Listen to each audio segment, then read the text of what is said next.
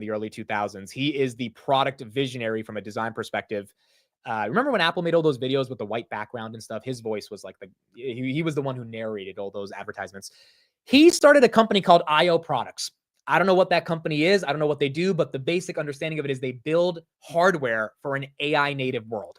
So they try to essentially incorporate the LLMs into a device. And you might be asking, well, wait a second, isn't the iPhone perfect to be able to incorporate LLMs? I think so, but Apple really hasn't done that yet. So now he left Apple, I think 5-6 years ago. So it's not like Sam took him from Apple. But the point is he was done with Apple, and they put out a video today, and they're, in the video, he kind of talks about the fact that all of the devices that are running AI systems right now are from 20 years ago, and they're boring and old. And he's teaming up with Sam Altman, $6.5 billion acquisition to essentially be able to go build the next generation of what hardware will look like in the context of AI. Back here with more on that.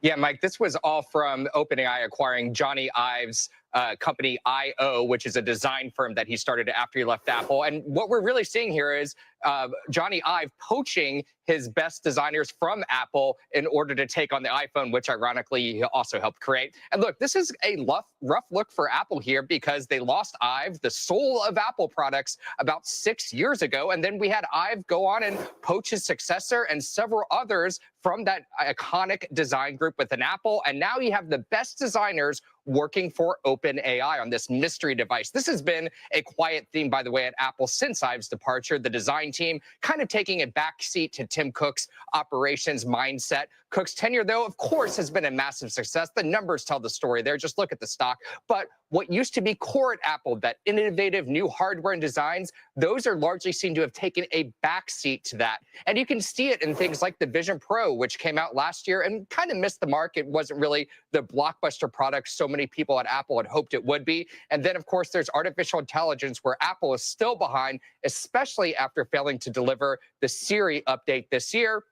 So now you have Johnny Ive here saying his entire career led him to this moment, building an AI device for OpenAI and a potential iPhone disruptor, Mike. Yeah, really dramatic. You can see it in the stock chart, and really inflames a raw nerve that people have about Apple potentially being left behind in this world. Steve, thank you very much. So not only that, but then you got this headline from China. China's smartphone exports to the U.S. dropped 72% month over month in April to 689 million, the lowest in 14 years. This includes shipments of the Apple iPhone and other mobile devices. By comparison, in October of 2024, 8 months ago, so smartphone shipments were 8x higher at 5.7 billion. Meanwhile, the value of China's exports over phone parts to India has doubled since August to a record 1.0 billion. This comes as Apple looks to obviously shift a significant portion of iPhone production from China to India. So this is not necessarily just lack of demand. This also has to do with Apple changing their production efforts from one place to another. However, it does showcase that there is a fundamentally different change in terms of how the global markets are going to be interpreting where the iPhones come from, who they're delivered to, and ultimately who's going to be the bigger player, whether it's going to be China or India, in this race for now more strategic manufacturing that gets us away from tariffs. Obviously, Trump does not like the fact that this is all going to India because he wants it to come to the United States. But then again, Trump has a bond market that is screaming right now, and I don't know if Apple making iPhones in the United States would necessarily help that. Apple right here, 201.9, that's down about 0.09% after hours, down about 2% on the day. The big news is OpenAI getting Johnny Ive. Now, I don't know what a new hardware platform will look like for AI. Quite frankly, I'm very skeptical of any hardware device being able to be integrated with AI in a meaningful way. Do you guys remember Rabbit? You guys remember Rabbit, the stupid Rabbit device, the R1? I mean, like, I was skeptical the day that came out. I continue to be, I mean, this, like, some of this stuff was just dumb, bro. And then there was another one. It was like a bracelet you could wear. It's like, dude, I am so skeptical on these hardware devices. A lot of them like use voice as the main OS to be able to communicate with the world. Maybe the models aren't good enough for these devices to succeed, but I'm just not buying it. I just don't believe it. I really don't think that a new form factor, whether it's glasses or whether it's some device that doesn't have a touchscreen and that's asking me to communicate via my voice, is going to be the winner. I think the iPhone is the winner here. I really do. As much as I don't want to buy Apple stock, I think the iPhone is the perfect form factor, or the phone in general. but they just haven't incorporated AI into it. And you got WWDC on June 9th, so maybe they start to show that off. But I'm kind of scared. I don't think Apple's going to really show off anything exciting on WWDC. So it's one of those things where OpenAI is worth $300 billion. One of the reasons they get this valuation is they have the fastest growing LLM, and they're actually trying to do stuff. Whether it's going to work or not, we'll find out. But they're moving fast. And I think that's why the market continues to give OpenAI this valuation. David Sachs is on CNBC. Let's switch to him. Let's see if he's talking Bitcoin or AI. We'll have a lot more to talk about when it comes to Bitcoin. Again, we hit all-time highs today. It was pretty incredible. And then markets tanked based on this bond auction, even though Bitcoin didn't really tank that hard, 109 to 108. Not the worst in the world. All right, here's David Sachs. He's commenting on Bitcoin. So let's see what he has to say here right now. See you again. I actually want to start on AI here because Jensen Huang talking to me earlier this month about these chip curbs, mentioning it again from Computex in Taipei this week. The idea that maybe they're not working, that we ought to just like compete, get China, everybody else into our ecosystem. When America competes, America wins. What's your thinking, the administration's thinking on the usefulness of some of these chip curbs? Well, John, good to be here. So on the chip curbs or export controls, I think there's strong bipartisan consensus in Washington not to let China have our most advanced semiconductors because there's a potential dual use to the technology. But I think that Jensen's right with respect to the rest of the world. We want the rest of the world using our semiconductors, building on the American tech stack, as opposed to creating an opportunity for Huawei to come in and create a Huawei Belt and Road. So I think we need to revise the export controls with respect to rest of the world, but I think we have to keep them for China. And what do we do about power? Elon Musk was on our air with our David Faber just yesterday, talking about what he's trying to build out with quite a few Blackwells and the challenge of getting enough power to actually make those AI factories happen. What kind of policy is going to really benefit that in a way that's sustainable? Well, John, I think the president has spelled it out. We need to unleash the American power industry. We need a lot more electricity in the United States. We need to make it easier to permit. We need to drill, baby, drill, as the president said, and we've got to build, baby, build. We got to build these data centers. So I think the Trump administration wants to get all of these regulations out of the way. They want to alleviate the bottlenecks, and I think that's just the direction we just got to keep going in. Now let's talk stable coins. There's this bill trying to make its way through the Senate. What's your take on the concerns, certainly on the Democrat side of the aisle, that there aren't enough safeguards here to keep maybe the president himself and his family from benefiting from this kind of legislation? Well, so first of all, we have significant bipartisan support for this. I think 15 Democrats voted for the bill to pass this key procedural threshold of cloture, which means there'll be no filibuster against the bill. We have every expectation now that it's going to pass. And I think the reason it's going to pass is because stablecoins offer a new, more efficient, cheaper, smoother payment system, new payment rails for the U.S. economy. It also extends the dominance of the dollar online, and it also creates billions of dollars or trillions of dollars of demand for our treasuries. So I think for all these reasons, the stablecoin bill is going to pass, and it's going to pass with significant bipartisan support. How long do you think before stablecoin would start to really have that dollar support effect you're talking about? I mean, I think it'll be immediate. So we already have over $200 billion in stablecoins. It's just unregulated. And I think that if we provide the legal clarity. Remember, the Genius Act passed today, which is the stablecoin legislation. That's probably one of the reasons that Bitcoin pumped as hard as it did. And now there's a lot more regulatory frameworks around how stablecoins can be adopted in the United States. Bullish for the crypto ecosystem, bullish for Bitcoin, and maybe that explains why we hit all-time highs today. And legal framework for this, I think we could create trillions of dollars of demand for our treasuries practically overnight, very quickly.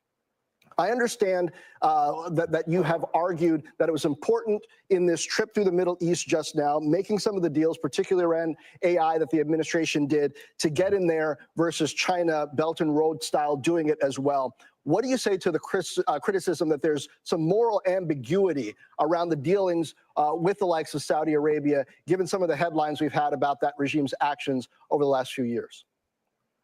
Well, I don't buy it. I mean, here's the thing. These countries are extremely resource rich. They're energy rich, and they have the largest sovereign wealth funds in the world. if we don't partner with them, they're going to be forced into China's arms, and they want to partner with us. They want to build they're on the American tech stack. They don't want to be building on the Chinese tech stack. So I think it's in our interest to partner with these countries and to have them be the piggy bank for our AI efforts, not China's. So back to the AI question, what kind of scale do you think is necessary? Okay, we'll go back to David Sachs in a second. But speaking of AI, folks, Navitas.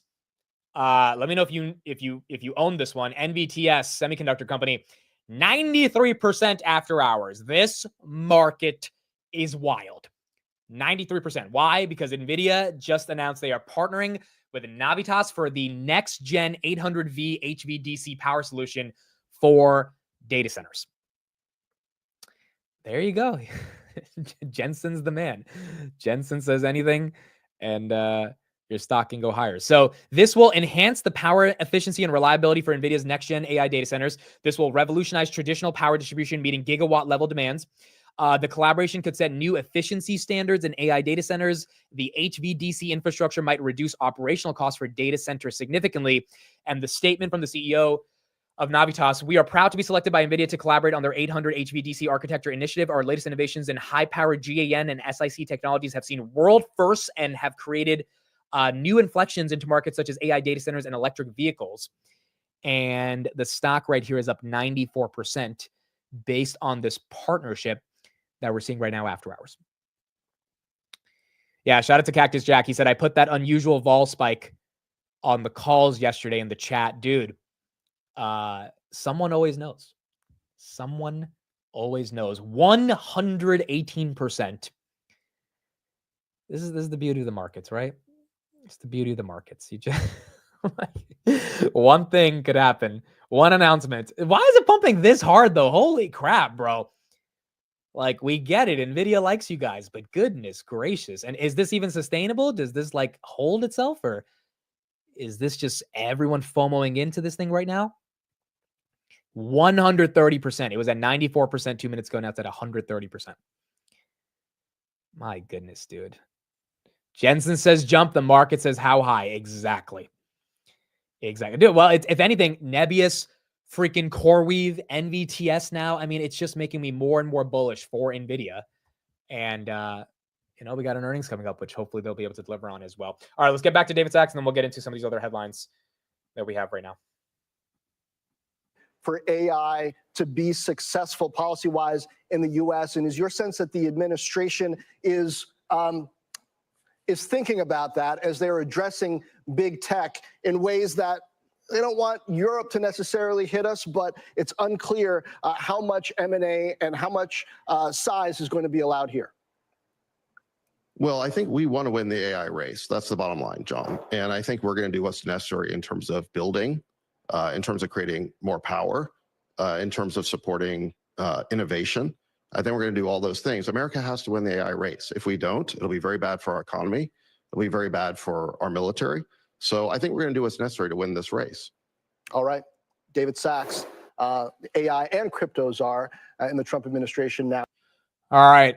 So Sachs basically saying, hey, we really don't care about anything other than making sure America wins when it comes to AI, which is good for NVIDIA investors because NVIDIA needs to be able to sell all across the world. Here is the Snowflake earnings. Let's pull this up because we haven't gone super deep into it. So product revenue of $996 million. That's 26% year-over-year growth. Net revenue retention of 124%. I think Palantir's at 127. So a little bit higher for Palantir, but still incredible for both. 606 customers with a revenue greater than $1 million, 754 global, 2,000 customers. RPO is up 34% year over year, 6.7 billion. I think that was 5.7 last time. So that one's up. Not too bad quarter over quarter. Revenue for the quarter itself was $1 billion top line, 26% year over year growth. Product revenue again, $996 million. CEO says Snowflake delivered another strong quarter with product revenue of $997 million. Snowflake's mission is to empower every enterprise to achieve its full potential through data and AI. Our focus on making the Snowflake platform easy to use to embed fluid access to data wherever it is and trusted enterprise grade performance is what makes us differentiated and beloved by more than 11,000 customers. Do they give guidance? They are guiding for 25% growth in Q2. 1.04 billion in product revenue, basically the same for regular revenue. And I don't think they do share buybacks. They're guiding for fiscal year 2026, 25% year-over-year growth, so 4.3 billion. Palantir's guiding for 3.9 billion. So if Palantir can do another 400 million, they would be matching up with Snowflake. Operating income 8%, adjusted free cash flow 25%, product gross profit 75%. That operating income margin is disgusting at 8%. But granted, Snowflake is investing a little bit more into growth versus pure margin expansion. They're still operating income negative at, negative 43%, dude. Goodness gracious. Palantir is at 45%, if I'm not wrong, positive. So you do have some numbers there to the downside, but the street doesn't care. The stock has been dead for a while, so the numbers are good enough to get it some love. Snowflake right here up 6.18% in the after hours. What will be the value of Palantir when they get to 11,000 customers? If Palantir maintains the type of multiple it's getting right now from Wall Street and they have 11,000 customers, I don't know, dude. I think they only have 700 customers right now. Like, this could get really exciting for Palantir over the long term. United Health is down 2% after hours. Why is United Health moving? Below 300. It ended at 302. Now it's at 297. What do we got on UNH? What do we got? Is it something bad?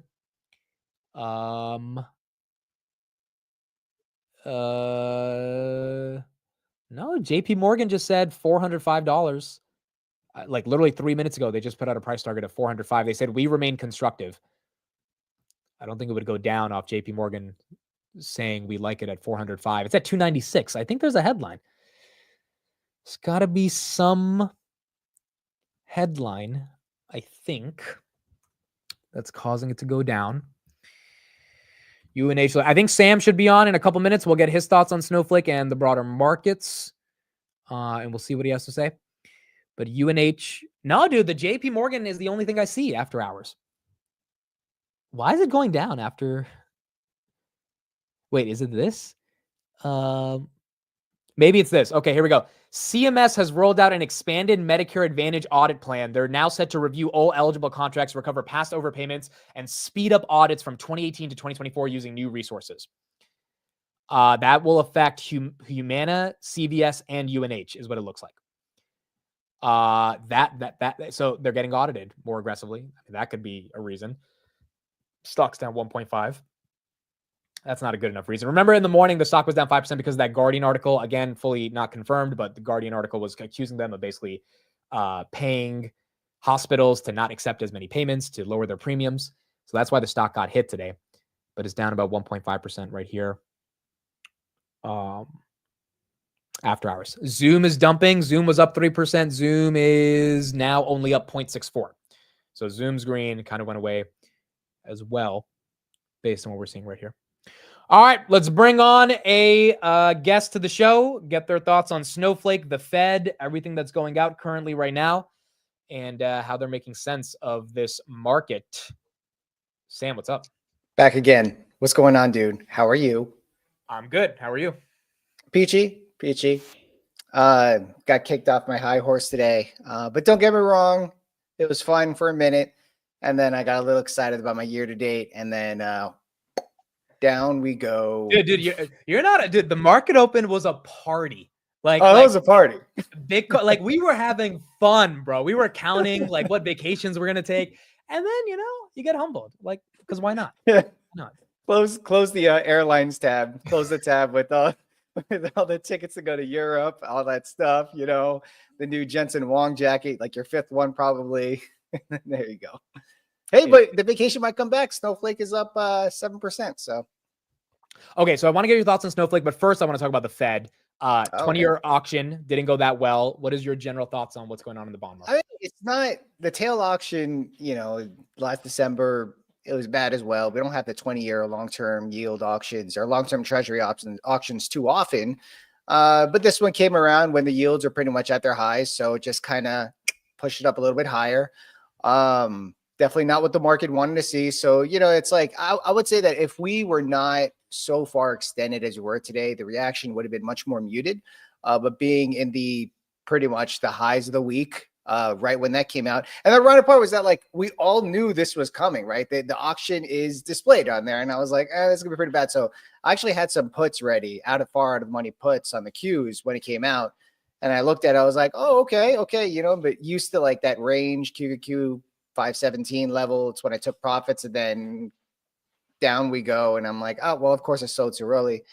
Overall, I think the rates, they stopped dropping. Sorry, they stopped rising at a certain point. TLT stopped dropping. And I think at that point, the market's like, okay, let's breathe for a minute over here, you know? So I still think the bull market is still intact. I don't think this is a massive reversal.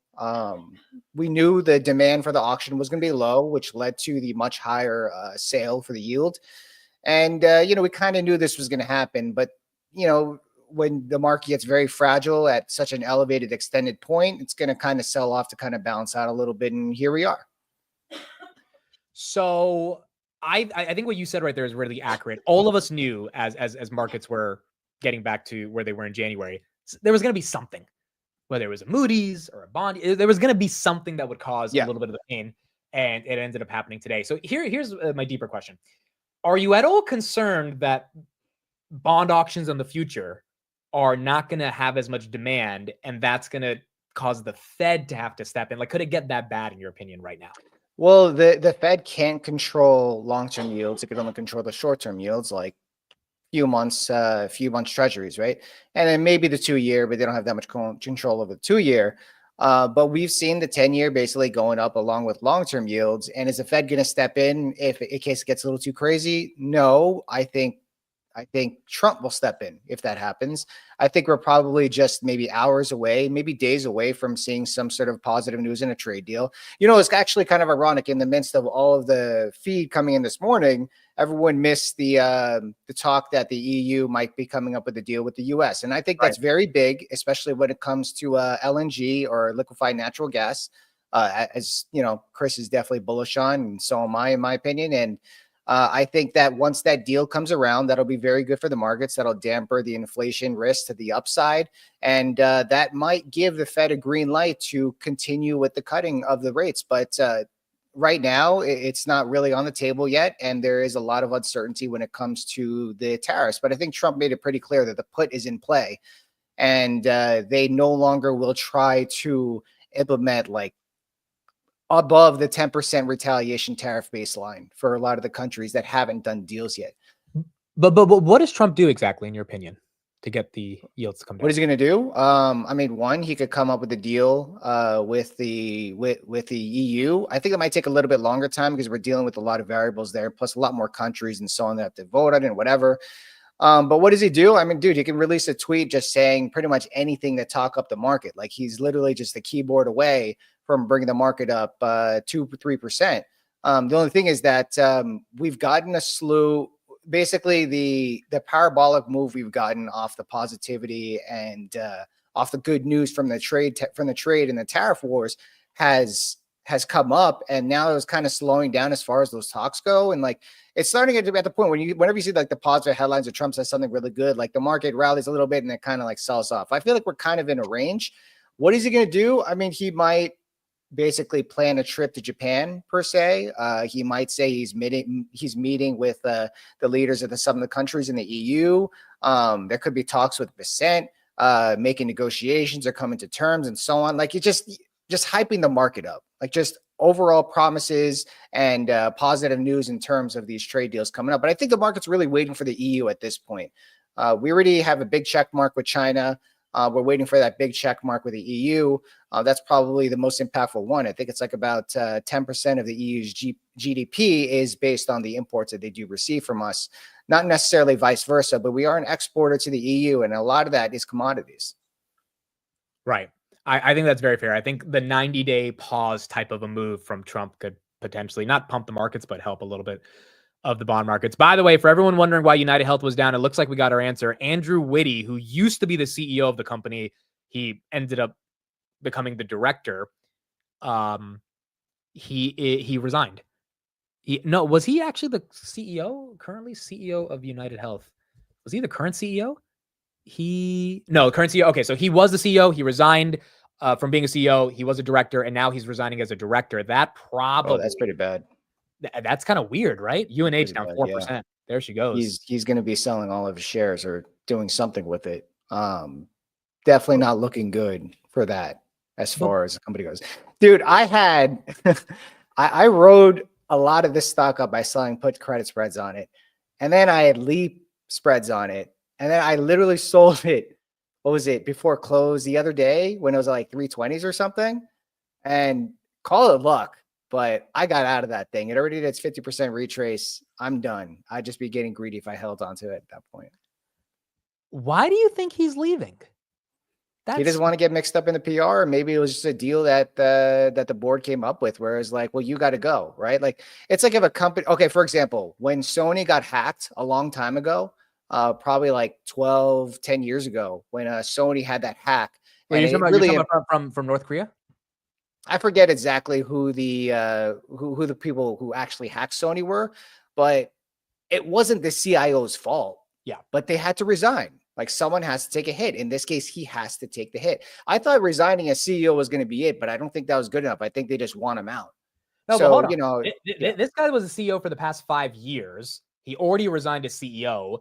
I'm assuming people are going to have some questions about UNH with all these headlines, and now he's leaving the company. Like, he is really separating himself, which to me is a red flag. Well, I don't think he just decided that he's going to leave. I think it was more of a premeditated plan to do that, right? Like, he's part of the director of boards, right? He has to, they all have to vote on it for the most part. Like, he can just be like, I'm out, guys. Like, they thought this is the best way to execute it, and they probably came up with some deal with them, whereas like, in order to keep your shares and all this stuff, you need to do this and whatever. And I don't know, whatever it is. I don't have the benefit of being part of a board of a company, but I'm sure there was some sort of plan, and this is one of the steps toward that plan. My thing here, where this gets scary, is what if he was the guy who had his hand in the cookie jar as the former CEO? What if he was the guy who was corrupt, and they're just trying to get the cookie? You know, yeah, maybe, right? And they're just trying to separate him from all the corruption. Although, like, you kind of can't if he, it's like, this is why I think the stock's obviously down right here. It's not him. It's not him. I mean, okay, he may be a part of it, but like, he's not. It's not just him. There's other people, right? There's other bad cookies in the jar. And he's just the head of the person in the top has to take the hit depending on how big it is, right? This wasn't a hack, so the CIO can't drop down. The COO isn't good enough to drop down. He needs to be the leader of the company. He's got to take the fall, and they probably paid him for that, or not paid him, but like gave him some sort of compensation to hush hush. The big thing would be that is if he said something, or if he says something in the near future, that would be really bad if that happened, because then you have a disagreement between someone who used to run the company and the company itself. And that's just going to ruin the entire image more than it already is ruined at this point right now. Right. Guys, Sam's Twitter, I'm putting it in the description. If you have not followed him, please make sure to follow him up on Twitter. Great market commentary every single day, especially around the macro. Sam, here's a question for you. Bitcoin, why is it at 108, even though the S&P is down? Honestly, this is the reason why I'm still bullish, because you have the riskiest asset in the planet, and CoreWeave too. I don't know if you saw CoreWeave closed. I bought it today. Yeah, I day traded it, and I could have made another $15. Man, or your mom day traded it for you. Come on, man. Come on, man. You're turning your mom into a DJ, dude. But anyways, her covered calls printed today. I'll just say that. Oh well, I'm sure they did. Those hood cover calls definitely printed. I bought them back too early, but I mean, hey, I'm not gonna. I mean, hood is still in the mid 60s, right? Like, CoreWeave close to the high day. Bitcoin's near all-time highs again. Like, it's so hard to believe this is the top if that stuff is still happening. In December of 2022, even before that, Bitcoin made its double top, and Bitcoin topped way before the market did, right? It's usually how it goes. It cascades from the riskiest to the least riskiest that's falling at the top of the market. But I don't know how we could possibly be at a top if Bitcoin is still near all-time highs. Well, could there be an argument that people are so upset at the debasement of our currency and the deficit spending that they're just saying, screw the traditional ways that Bitcoin performs with the NASDAQ, we're buying it as a hedge? No, get out of here. You don't believe that? You don't think there's any? No. Why? It is the riskiest asset in the planet. It's magic money. It's not that risky. If people were looking for a safety trade, gold would have popped to all-time highs. It didn't. It's like, I think it's like maybe a few percentage points, 5-6% off all-time highs, and would have popped. Crypto is a risk-on barometer, right? And it kind of helps to know that when we hit the bottom in the April lows, crypto didn't make the bottom or it didn't stay near the bottom. So it was kind of easy to say like, hey, we're still pretty risk-on over here, right? Yeah, there you go. Gold all-time high was like 3,500. 35, it's yeah. like, yeah, it's like 8% away from there. 7%. Yeah, yeah. look, you have a hell of a point. Bitcoin still requires people to be risky. But I understand your point, because in March of 2023, when we had the Silicon Valley bank failure, crypto popped hard from that. I think it rallied like 20-40%. So that makes sense, but nothing blew up yet. Nothing blew up. So, and I think that's what this sell-off for today was, is like, oh, the bond market's getting sold off. Yields are at a pivot high. Someone's going to blow up. It's like, well, I mean, yeah, but what if nothing blows up? Then it was a nothing burger. The market's going to rally back to all-time highs. Okay, Sam, let me ask you this. On Monday, retail bought $4 billion worth of stock in 3 hours. Yesterday, we got some data that 40% of institutions are still underweight equities. That's 100% true. Yeah. Are the toots going to chase, or is retail going to hold the bag?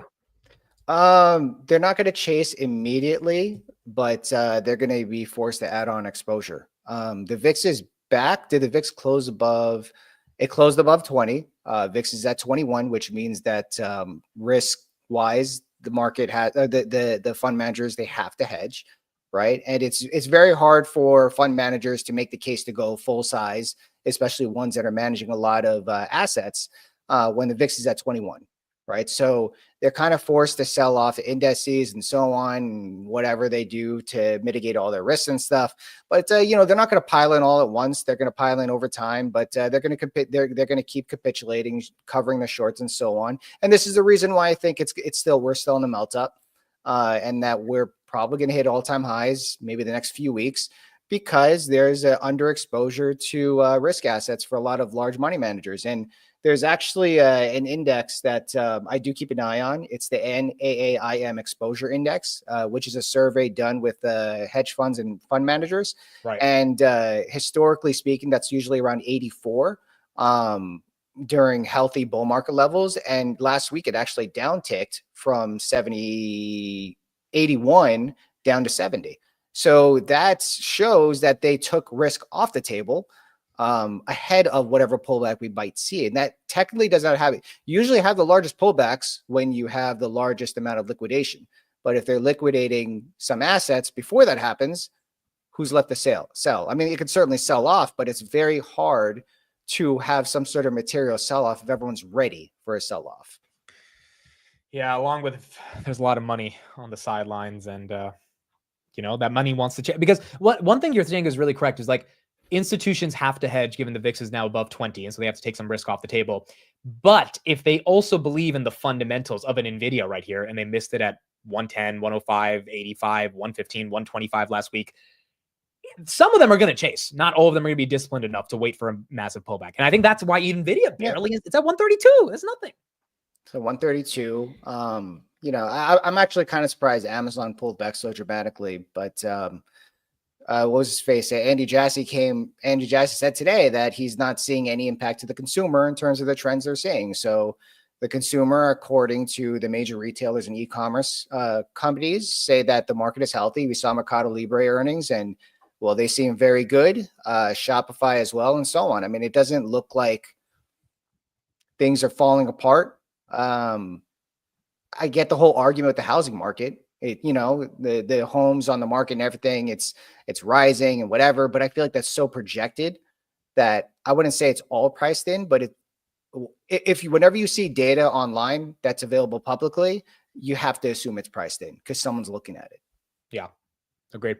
All right, 2 companies I want some questions on, Sam, and then I got to save you for the last one, which is the Googs. I am very curious about your thoughts there. Your Substack, real quick, for those that want to sign up to Sam's Substack, samsaw.substack.com. Hey, let's go. That's his newsletter. People can subscribe to that and get more of his analysis. Nebius, what'd you make of the quarter? It was a good quarter. The number that I was, well, not the number, but the metric or the figure I was looking at was the annualized run rate. And that came in at, I believe it was I'll pull it up. Numbers I in have it front of right me. here. Yeah, I think it came up with around 250 something, and they were guiding for 220 million for March as of last quarter, and they came in above that guide, which is great news to see. And yeah, oh, there, yeah, 250 million, and then they also provided an update for annualized run rate, 310 million for April. And that brings them a bit closer toward their projected guide for the entire year of 751 billion, which they just reiterated. They didn't increase it. They didn't decrease. They didn't tighten the range like they did the previous quarter, where they went from 500 million on the bottom range to 750 million. But it certainly brings them a lot closer. And honestly, the trailing numbers for 55 million. I know a lot of people. It's like, why am I? They only made $55 million last quarter, but they're worth like 8 billion today. That makes like no sense. Like that means they're like 100 times price to sales or whatever the number is. Yeah, I think it's like about 100 times. I don't know. Anyways, actually, no, that's more like 180 times or 160 times price to sales. But well, look, guy, if they're guiding for 500, 600 million for the entire year, like, why are you looking at trailing numbers if they're growing at 400% year over year? Right. They're obviously not going to continue to do that for to infinity. But at the same time, it's like you can't use those type of figures. You have to use the forward figures, right? So if you want to look at it from an absolute perspective, you can look at the price of sales in terms of the 500 to 600 in revenue. But I would definitely, especially a company growing this quickly, I would look at that annualized run rate. Now, one thing, ARR, because we're going to talk about Snowflake soon, is annual recurring revenue, right? Yeah. For software companies, that's what it is. That's basically saying they're taking the revenue that they signed up as a annual contractual value per client, and they're aggregating all that together and taking the average, and that is your annual recurring revenue. In this case, this is annualized run rate. So you're taking how much they earn for that month and multiplying by 12. So that's why it's like, it's not necessarily how much they're going to make for the next 12 months. It is how much they made for the last reported month times 12. So that figure can grow pretty quickly, right? So they grew that figure from March to April by 24%. To calculate that out for the compound monthly growth rate all the way until the end of the year, that's a 15.77 growth rate, right? So if they achieve that, they're going to attain the top end of that range of 1 billion ARR. And if that happens, the company's going to be going places in terms of its price. The thing is that people are expecting the worst from this company. So they're, I wouldn't say missing the boat. I'm not trying to get in one hurry up anyone, because I could probably see the stock going to like the mid low 30s or high 20s at some point. We are super risk on right now. I'm sure if we get like a 5% pullback, this thing will easily be in the 20s again. And that's ideally when I would add to my position. But yeah, I mean, I would say other than that, the thesis is still intact. You know, Bezos is investing, CTO Shopify is investing into Loca, which is one of its subsidiaries, and ClickHouse valuation is probably going to expand a bit further. HIMS is down 3.4% after hours. I don't know why, unless it has to do with that auditing thing we talked about. I don't think that's just normal moves for him. No, but 3% after hours is not. That's not like 0.4. Nothing else is. The only other stock that's down after hours is UNH. I don't know. I already trimmed it. So unfortunately, I don't have any more. Why do you have such paper hands when it comes to HIMS? No, I mean, I told myself if it gets to all-time highs or near all-time highs, I'm going to trim it. And I did. And now in my core position, which is half the size I started with. So you have paper hands. I have paper hands. Yeah. All right. Snowflake up 7%. All right. Looks like a good quarter. What do you think? Is it still up there?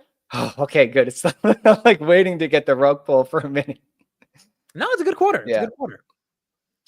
It's a decent quarter. But I would argue that people expect the worst all the time with Snowflake, and so was I. And they came in and they didn't expect the worst. Big thing that happened this quarter. Okay. One, they're having revenue at what is the growth rate here? Product revenues at 26.2%. Product revenue is really what you want to look at for this company. The thing that I found very impressive, not very, could be better, but was that SBC, which is, you know, the main bear case for this company, grew at 14%, but revenue grew at 26%. So when you have stock-based compensation growing slower than revenue, the stock-based compensation as a percentage revenue is going to decrease, and that is now at 35%. So we went from like 41% a few quarters ago to now 35%, and they guided for about 25% product revenue growth for the entire year. So if they keep that SBC in check, that will continue decreasing as a percentage of revenue.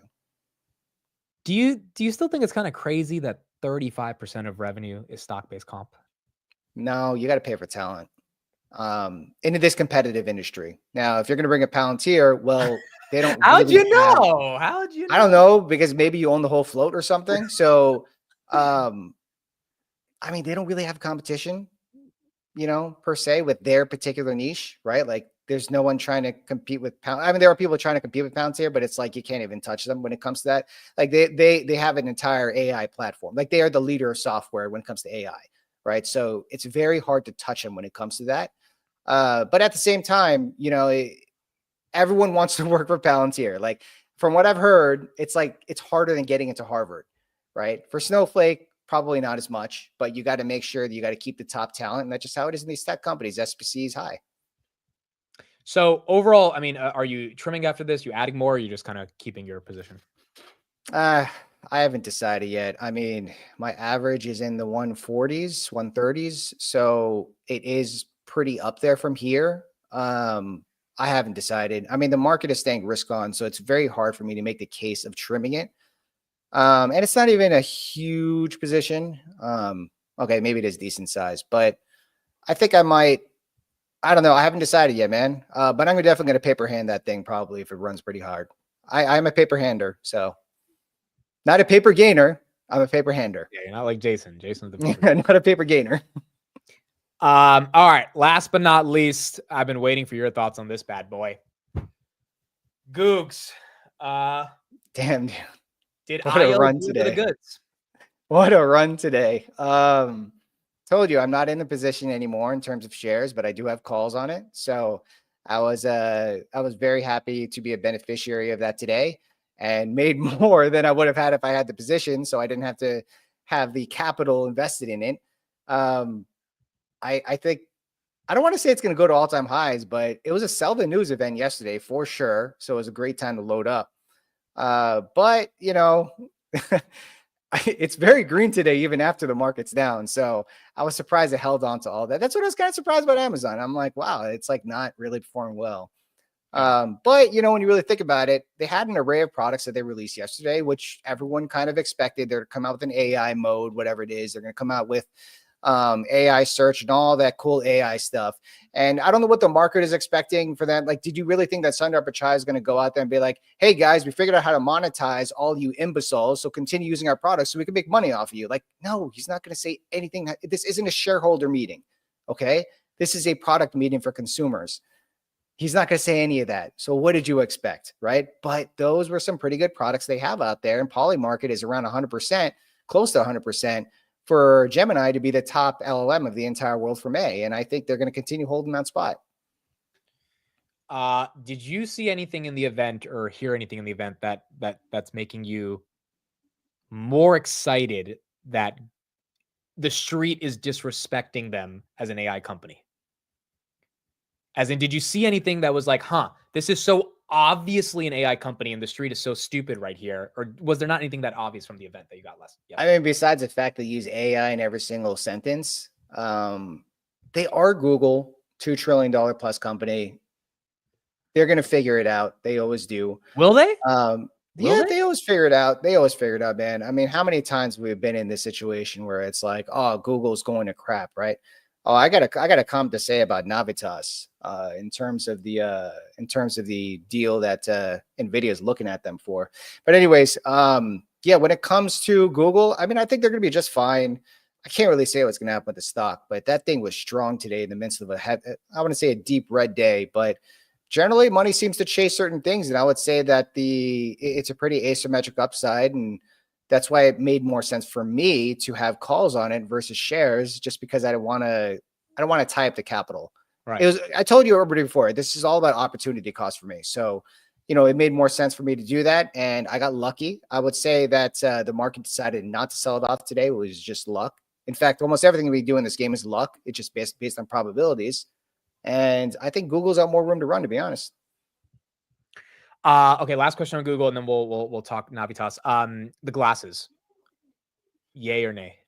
Yeah, they're cool. Yeah, I'm not a huge wearables fan for God, I use the AirPods, not the AirPods, the the Vision Pro, and dude, I gotta tell you, I felt like my eyeballs are gonna fall out of my face after I use that thing. Like, I don't know how someone can literally stare at 4 gigantic screens inches away from the eyeballs for hours on end. Like, I can't do it. That's just not me. Maybe these glasses are gonna be a little more lax in that sense, but I don't think we're ready for this. Like, this is just no one's gonna walk around with these things. It's pretty crazy. It's too early. Yeah, I am not a believer in the form factor of glasses. Just not at this level. All right, so you're still bullish Google. Makes sense. You got some calls for your exposure. Navitas up 170%. Thoughts Yeah, on that? so oh wow, it's 170% now. Hold on a second. That's insane. NVIDIA 800 Wow. AI data, 800V AI data centers. Wow, that is some short covering right there for sure. Pull up the weekly chart on Navitas. That thing is just in a massive downtrend. A lot of their technology has to do with charging. Dude, the short flow was 20%. Yeah. Yeah, no, it's pretty wild seeing that. I mean, people just thought this thing was going out of business. I don't know if you heard, but Wolf Speed, which is another semiconductor company, they focus more on I think it's EVs. But semiconductor chips for EVs, and they filed for bankruptcy. Yeah. So, in association with that, you're gonna probably think that Navitas is gonna have the same thing. But dude, this is a massive short covering after us. We haven't even seen what's gonna happen tomorrow. I know a lot of people who've been buying this thing on the way down, and round of applause. I mean, yes, you guys had some real conviction staying in this thing, and probably some profit taking tomorrow. It's up 200%. There's definitely gonna be some profit taking. Long-term story, I have no idea, man. Can you find me a stock that's gonna go up 180% in a day? I just want to experience what it feels like, dude. I'm hearing things about EOS. I've heard that too. Energy. That guy Christian on Twitter, he's like balls deep in this thing. And there was also that stock EVLV, Evolve. I know a few short-term traders that were in that thing too. They got some nice premium in that one. But I want a stock that's not a BS penny stock. Like, I want something legit, but I want it to go up double in a day. I don't know. I don't know. Like, I know you want the SEC to knock on my door or something. What are you trying to set me up, boy? What's a real company that's not scamming people that will go up 180%? I'm like, that's it in a day.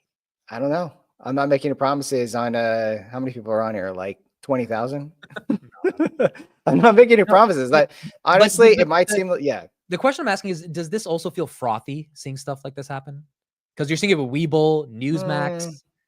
I mean, Newsmax is up. I mean, not now, but we saw what happened, right? It went to okay. Yeah. Oh, that Newsmax was actually, that was like during the bottom. So I don't know. It doesn't look frothy to me. There's a bit of, I don't think Pompliano's coming out with a SPAC. You don't think that's a little frothy? What? Yep. Yes, no. What? Yes, sir. Pompliano's coming out with a SPAC. Well, it's already live. It's called Anthony Pompliano. What's it called, guys? It's called PC Apu. I don't know, man. It doesn't seem like we're. Dude, this feels frothy. Right I mean, like, I'm not saying the whole market's frothy, but this shit, the fact that he thinks he can take a SPAC public and merge it, that starts to make me feel. I think when Trump was releasing that Trump coin, and then I forget his wife's name. Melania? Yeah. When she released that coin, that was a top. In hindsight, that was a top, of course. But this doesn't even look like it's going to go anywhere. I mean, he doesn't really care. He's obviously a crypto guy, so it's interesting. It's at 1424. Yeah, I think I lost a few hundred off of that one right there. I can successfully say I did not buy Trump coin ever. I bought it and I lost money and I got out. Got to kind of feel the water sometimes, scared money don't make money sort of thing. But I'm not a risky person when it comes to the market. Or we talk about like Nebius and stuff, and Nebius, I'm not a pumper. Why would I be trying to pump a stock if I publicly say it's 1.5% of my portfolio? Like, I'm not going to get rich off this thing, right? It's just, it's a speculative play, and I will stand behind that. It is a speculative. They're burning money, and they're going to dilute shareholders more. Like, it is a very clear speculative play. Like, they're not profitable at all. They're going to achieve adjusted EBITDA profitability by the end of the year, but that's an adjusted metric. So it's not a GAAP metric, right? So there's reality in that situation. And that's the reason why I went kind of light on it, right? Dude, the QUBT quantum stuff is going wild. I mean, don't get me wrong. Yeah. D-Wave was This down. is D-Wave? Yeah, but they were up. Oh, like yeah. I mean, that was do you have any general thoughts about the quantum space? I think it's going to happen at some point. We're so early in it. I have a small position in IONQ, and I actually put on degenerate QUBT position today with the tight stop loss. So we'll see how that goes. But overall, that entire theme, I think it's way too early for that, man. Way too early for quantum computing. I agree with Jensen Huang. We're like decade or two away from using this type of technology that is very expensive to create. But there is a small set of leaders in there, and I would say leader. IONQ is probably the only legitimate one out of all of them. And the rest is literally just it's like weed stocks, right? It's gonna be a thing right now, and maybe won't be a thing in a few years. We'll see. But a decade? You really think it's that far to? I would even say that's too soon. I don't think we're there yet. We're not there yet. Quantum just sounds so cool to a lot of people, but like a lot of people don't really understand the physics behind quantum computing. Like, it's literally, instead of a binary 0 and 1, it's everything in between. So it's basically infinity. So you're kind of in the fourth dimension there. So you have the capability of outputting multiple lines of code with very little space, right? Which means very little computation and power and stress on your processing unit, and means that you don't need to have such strong GPUs, but you literally have to re-architecturalize. Is that a word? You really have to recreate everything. You have to recreate the software to utilize the new hardware. You have to recreate the hardware and all the firmware on that hardware. You need to you're basically building a brand new computer. You're basically telling a computer how to breathe, but don't breathe the same way you've been breathing for the last 200 years. Breathe differently. That's what you're doing with cloud computing. We're just not there yet. I am not as educated on the space. I really got to learn more, but I think your narrative is the mainstream narrative. And, so far the quantum stocks have done really well going against kind of that idea that it's far away, but price is different from fundamentals in this fair. case, in my opinion. That's fair. All right, Mr. Sam Solid. Thank you. We got to get you on like every week or every other week, dude. People love you. They love your thoughts. We're running on quite a good run right now. So we're 2 for 2. Let's start over. We're 2 for 2. We're 2 for 2. 2 for 2. Yeah. Is this for this week? This is already it? Yeah. Well, it's today's Wednesday. Okay. Yeah. So we'll get you next. Okay, so were you on this? No, you were on last week. No, last week. I was on for last week. I think I was talking to Nebius, and then we'll see what happens next week. NVIDIA earnings. No, Jose is going to be on. You can join still. You can still join. It'll be fun. Okay, we'll see. I mean, that guy's going to blow me out of the water. He knows about this stuff way more than I do. Do you own NVIDIA at all? I don't own NVIDIA, but I own other semiconductor plays, data center plays, Nebius, Astera Labs, Marvell. I think that's really it when it comes to hardware. Navitas, by the way, up 218%. This is crazy. Last question is, by the way, Sam's Twitter right there. You guys can follow him. CoreWeave. Do you know why it's pumping so much? No, other than it's just people just getting excited and Wall Street trying to jump ahead of itself. The thing's going to be half of its price probably in a year when people realize. And actually, I don't even think there's anything to realize. I think all the information's out there. Like, this is clearly a company that's burning way more than it's earning, and they're probably not going to be profitable anytime soon. But NVIDIA owns a large amount of it, just like Nebius. So it's creating a bit of an uplift. But right now, and I could tell you this from a price action perspective, is that semiconductor stocks are outperforming software and the Qs. So with that very reason, it is trend following, and people are going to chase the leaders when it comes to price action. And that's just what's going to happen. So why is CoreWeave up there? I don't know, dude, but it was actually really funny that it doubled since the earnings, and I made some money off of it, and I'm trying not to get greedy on it. But the degenerate Sam is continuing to do the thing it does best by being degenerate, and it's tough to fight the urge, man. Dude, I made $5 off of it today as well. So 5? Yeah, someone sent $100 super chat, so I bought it at 99 and I sold it at 107 or whatever. So made some money, dude. Okay, that's like $7. $7. You can't even buy Chipotle with that. That's how sad. Like, I mean, it's ridiculous. Ridiculous. Sam, appreciate you, man. We will talk All to right, you next sir. week. See you, All man. right, later. Appreciate you. All right, folks. We got some coverage there on the snowflakes, the Nebuses, and some of his thoughts on the macro. Also, his thoughts on Google. Remains bullish on Google. Let's end off the stream today with let's get some quantum coverage. We haven't looked at the quantum CEO, the D-Wave guy, speak since the CNBC interview back in November. He was on Fox, I think, 2 days ago. So, I mean, we haven't watched it in a while. This stock is on a tear. It's up 200% year to date. Let's give him a little time and see if there's anything convincing here for people to get more introduced to the quantum sector. So here's the D-Wave CEO, and let's see what he has to say. And one company in particular just made a quantum leap of its own. D-Wave, the quantum pioneer, posted a 509% jump in revenue in the first quarter. Its stock skyrocketed 51% yesterday and right now is adding another 6% to the price, which stands at $11.06 right now. D-Wave says its quantum system has achieved, quote, quantum supremacy, but some in the science community have pushed back, saying this is a term, annealing technology is not practical for solving real-world problems. I would imagine the CEO, Dr. Alan Baratz, disagrees. He's the president and CEO of D-Wave Quantum. He's joining me now on a Fox Business exclusive. Well, okay, first let's tackle the problem that you were able to solve. Alan, explain to our viewers exactly what it was. By the way, 10-year at 4.97, 20-year at 5.1. So these bond yields after hours still screaming.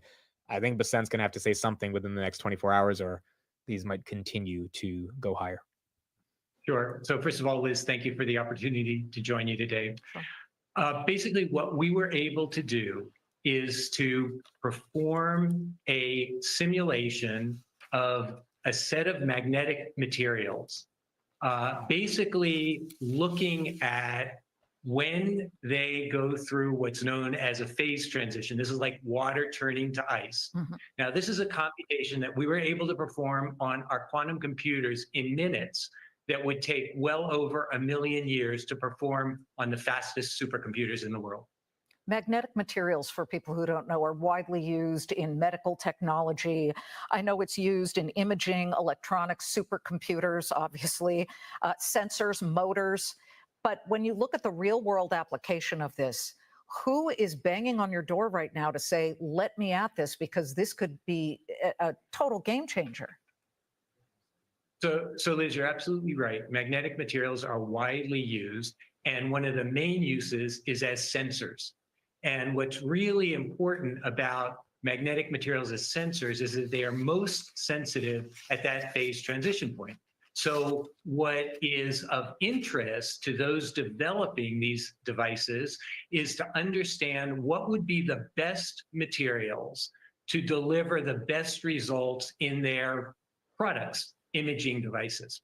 Now, by using our system, they can basically explore different materials digitally without needing to manufacture them and test them. And this allows them to move more rapidly in identifying the best way to develop new products.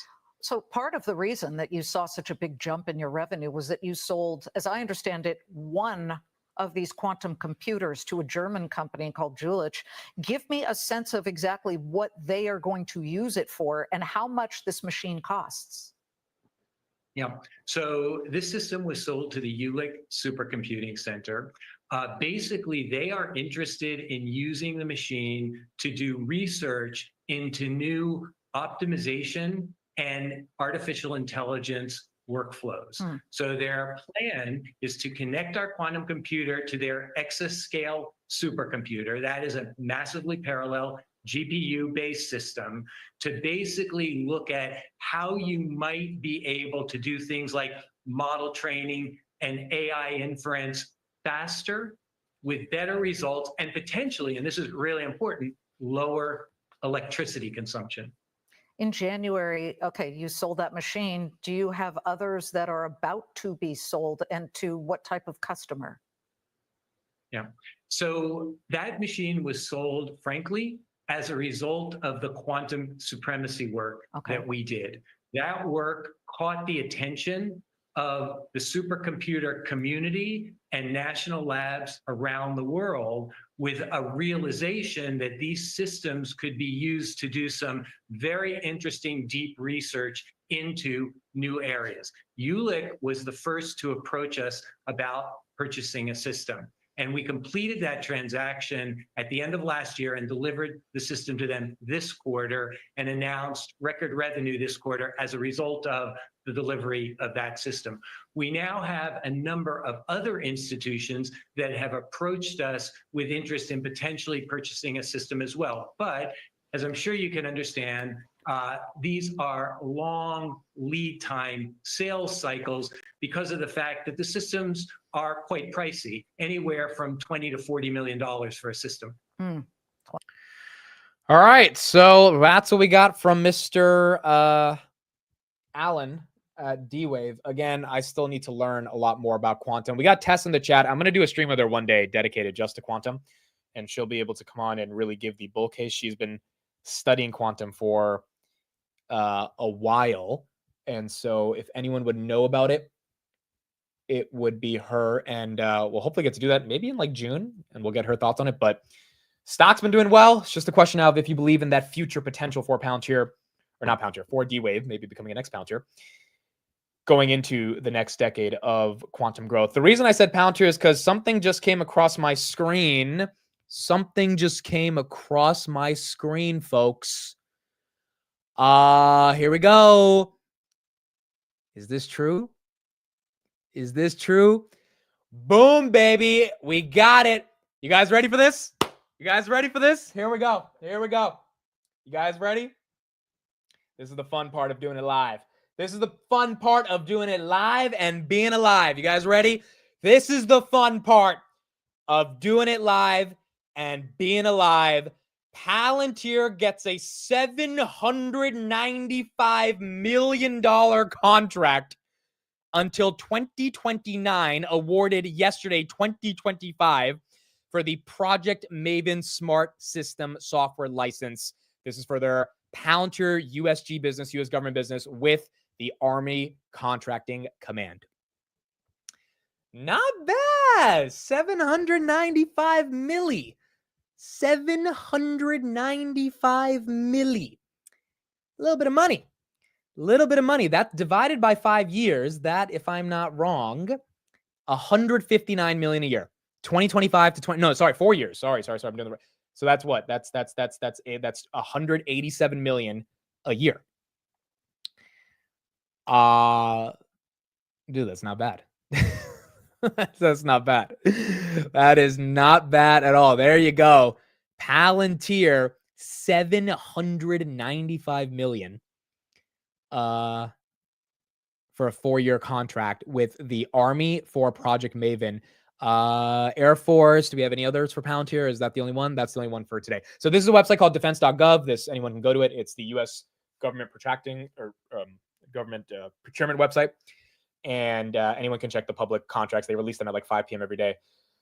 We got Palantirs today. Now, the stock might not be moving. Look, I know it's a big number, and you would think the stock reacts to it, but again, the stock is a $285 billion company. So this is kind of something we have to get these deals to be able to maintain this multiple. It's more about maintaining this multiple, not about expanding it. And I would love to see it expand, and I think it will expand. I think Palantir will be a $1 trillion company, but also it needs time to marinate in the current range that it is right now. And contracts like this just prove to the world Palantir is not messing around. All right, so I got to tweet this. Let's write the tweet together. Let's write the tweet.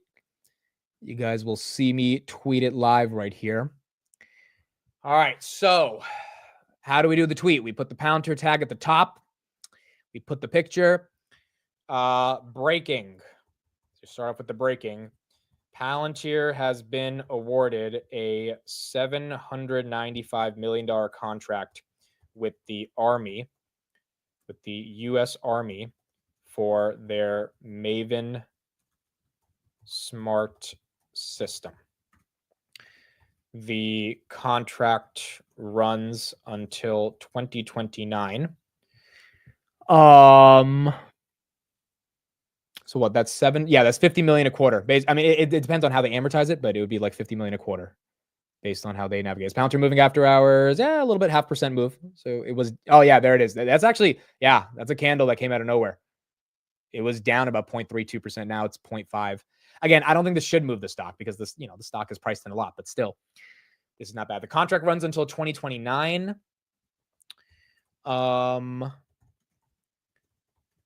Let's see. Let me see if I can add a little bit more detail to this tweet around Palantir. Okay, yeah. So Brando says, what is even the Maven system? That's actually what I was going to put inside of the tweet. So Maven, it's essentially, it's what NATO procured as well. It is a readiness and military product around algorithmic warfare and cross functionality in between different organizations that work, military, army, etc. It's kind of like, to be honest, it's like a foundry for the entire DoD. Is like a really simplified way of breaking it down. But it has been their core platform that they've been selling to the government over the past, realistically, year and a half. We had one of the generals from the DoD actually presented AIPCon about Maven, and that's on their YouTube channel as well. So I'll frame it like this. Oh, and also the biggest thing I forgot to mention, Google could have got this, and then Google rejected this contract back in 2018 because, for my understanding, if I remember correctly, there were some people inside of the Google office and they were playing foosball, and their Starbucks didn't come on time.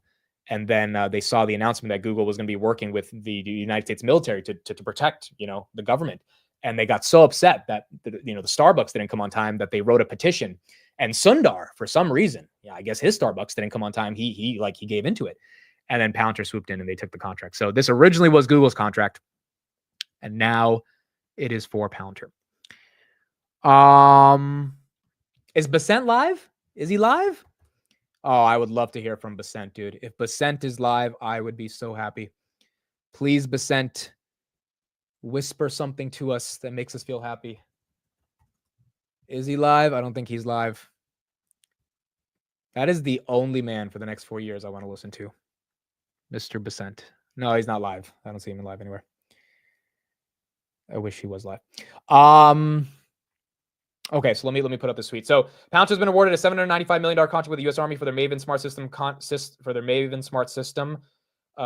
This contract runs until 2029. Let me say it right here. 4-year, $795 million contract. Project Maven, I'm going to say, is a U.S. Department of Defense AI initiative for data fusion and target identification. Yeah, that's probably enough. That's pretty much what we need. Why is Nike up 4% after hours? I have no idea. MLGO, is that moving after hours? MLGO? Micro Algo, that was up 23% of the day. See, you guys find these small caps. I have no idea what Micro Algo is. It was up 20% of the day. Congrats if you were in it, but it's a $100 million company. So that one being the beneficiary of a small float. NVTS still up 200%. That's big. 200.5% on NVTS. Oh, we got do we see this right here? Hold on, let me pull this up. This was something I was going to show a minute ago. Let me see if this is accurate right here. Do I have this? We talked about this part right here. Oh yeah, this is what. So I wanted to show this in the beginning of the show, but I didn't get a chance to show it. So let me pull this up right here. This is Rick on CNBC, a little more in depth on what's going on with the bond auction and why yields. So if you missed the beginning of the show, you can rewind. We'll talk. We talked about the bond auction and why the market sold off, but this is a little bit of a summary on why that played out today. Power lunch and take a look at yields. The yield on the 20-year bond is higher, and now at about a couple-year high, 5.11. After the 1 p.m. auction that pushed yields up on the long end across the board, really. Let's turn to Rick Santelli for more with the bond report, joining us out of Chicago. Rick, stocks were certainly not happy about this one. No, and I can understand that. Before we get to my charts, I've been getting tweets all morning and afternoon. Is this a Liz Truss moment in the markets? It feels like it. And my answer to that is really, really easy. The 10-year, where do you think the 10-year closed at the end of last year, Kelly? I'll tell you, 457. Where is it now? 458. I would think a Liz Truss moment be worth more than 1 basis point personally. Does that mean it's not important? Of course not. Does that mean I'm not tickled that we're finally paying attention to debt? Yes, hooray. Let's start at the beginning now. Let's look at a chart of 20-year bonds and 30-year bonds US, because right now, both of them are above levels from January of this year that we were comping to, and we zoomed all the way back to around November 1st of 2023. So that level for the 30-year would be just a whisker under 5%. That level for the 20-year is around 506. And as you pointed out, we're well above that. Now, many are paying extra attention to the 30-year bond, and that's all great. But, you know, back when I started trading bonds in the early 80s, the 30-year was the king of the curve. That's not true anymore. It's the 10s. But the 30-year is now gaining distance. Look at the knob spread. This is the 30-year yield minus the 10-year yield. And you could see that we are virtually at the highest levels going back to 2021. That's important because I expect term premium and these spreads between the maturities to keep widening. But don't lose perspective on which maturities are the most important at this point in time. Everybody was looking at the close today with the 30-year Japanese government bond. It closed at 313. They first had an issuance of this bond in September of 1999, which that chart goes back to. You see what it looks like? Of course, we have blown through all the yields. We're higher than ever before. Now, let's keep that date, SEP of 1999, and look at the dollar yen based on the interest rate differential for foreign exchange. And notice, we're at 143 and change. Notice how 140 has been a bottom for years. And notice how historically it's a very lofty level for the dollar still. And that's important to keep in mind. Take a macro view when everybody's hair is on fire. Kelly, back to you. Rick trying to calm everybody down. And just, you know, I'll get used to it at some point. Rick, thank you very much. So if I turned off, so that's what we got for the bond market. Rick again has been trying to talk about this for a long time. I just posted it for those that want to retweet it. I just posted it now. And you know, now that the bond market is actually screaming, I guess Rick is happy that people are paying attention, but it did take a move like this today to get the momentum out of stocks and realistically also out of bonds, given the yields spiked higher. Okay, here's the Nike and Amazon news. Amazon plans to start selling Nike products with supplies coming directly from the company. An Amazon spokesperson confirmed on Wednesdays. That's why Nike was up 4%. Nike is up 3% after hours. Amazon plans to start selling Nike products with supplies coming directly from the company. Is that a way to get through tariffs? Is that a way to get through tariffs? Is that? That's interesting. All right. Well, that's good for Nike, I guess. Stocks liking it up 3% after hours. And then Amazon right here, up 1.4 or down 1.4% on the day. All right. So that's why Nike was up. Someone was asking why Nike was up. That is the reason why we had Nike up today. Yeah, not from China. I feel like that's a way to avoid the tariffs to an extent. Or yeah, they don't have to worry about the resellers by doing it that way. Kind of like that. I mean, that's kind of like at least a hack that I'm sure Amazon's probably exploring this with a lot of their vendors, especially the big ones on their platform like Nike, on how the hell they can, they can avoid at least some of the tariffs that we're seeing right now. Okay. I think that was the main stuff. Did you hear about the EU trade deal with the US? Yes, we talked about that in the morning. Really didn't make the headlines based on everything else we had to deal with today. But yeah, that is something that I heard about. Basen's actually speaking to the German chancellor today. So any statement from him on that maybe can calm down the bond market as well. All right. So last thing I'll talk about is the HIMS podcast, because you guys are asking me what do I think about HIMS. Cole says, I am less bullish on HIMS after the podcast. Okay. So Cole, why? For those that saw the podcast, why are you less bullish on the company after the podcast?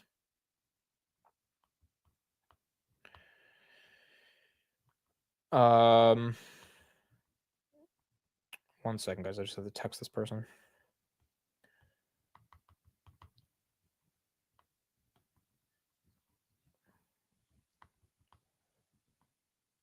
Okay. All right. So my thoughts on HIMS. Less bullish. Oh, shout out to Nate. My boy Nate was on the podcast as well. Let me put Nate's Twitter right here. Nate is the only person I look to with real HIMS analysis, to be honest. Like he's the only guy I actually think talks about the stock in like a way that's not hypey and is able to actually analyze it. So make sure you guys follow Nate. He understands HIMS very well. Look, my thoughts on so after listening to the pod, or actually after doing the pod, I think the biggest thing I got away from it was that the brand loyalty that HIMS is building is really, really important. And it's just as simple as like, do you really want to buy your personal medical pills, whether it's on your hair loss, ED, all these things, right? Do you want to do that on Amazon? Do you want to do that on Walmart? Or do you want something where it's like A, personal, B, private, C, confidential, and then D, you have a relationship with the brand? And I think, it's kind of like Spotify, right? Why do people use Spotify? Because their music algorithms are so tailored to them, even though YouTube Music is free and Amazon Music is free, etc. Why do people use Robinhood? Because the user experience of Robinhood, even though you could use a SoFi or a Fidelity, is so much better. If the user experience in HIMS is that good and the personalization is that strong, this whole Amazon of healthcare thing, I think is actually possible because there's so many verticals, right? Like healthcare has a lot of verticals. The fact that GLP came out of nowhere, what was it, 8 months ago, 12 months ago on HIMS, and that accelerated their growth prospects. The stock is not trading where it's at because of GLP, but the fact that GLP is like a call option on the stock, I think is pretty exciting. And there's many, many, many other types of verticals they can get into that easily in the healthcare space, even with all the regulations they have to deal with, which is also a headwind as well, could make this an Amazon of health. But distribution is the core thing. They have the distribution. Their marketing is phenomenal. I didn't learn that from the podcast. I've seen their ads on Instagram. Like they understand how to connect with an audience. They have a founder. That's another big thing. They have a founder. I like founder CEOs. And the founder actually acknowledges his community of people that, care about him and talk about the company and the stock. So that matters. And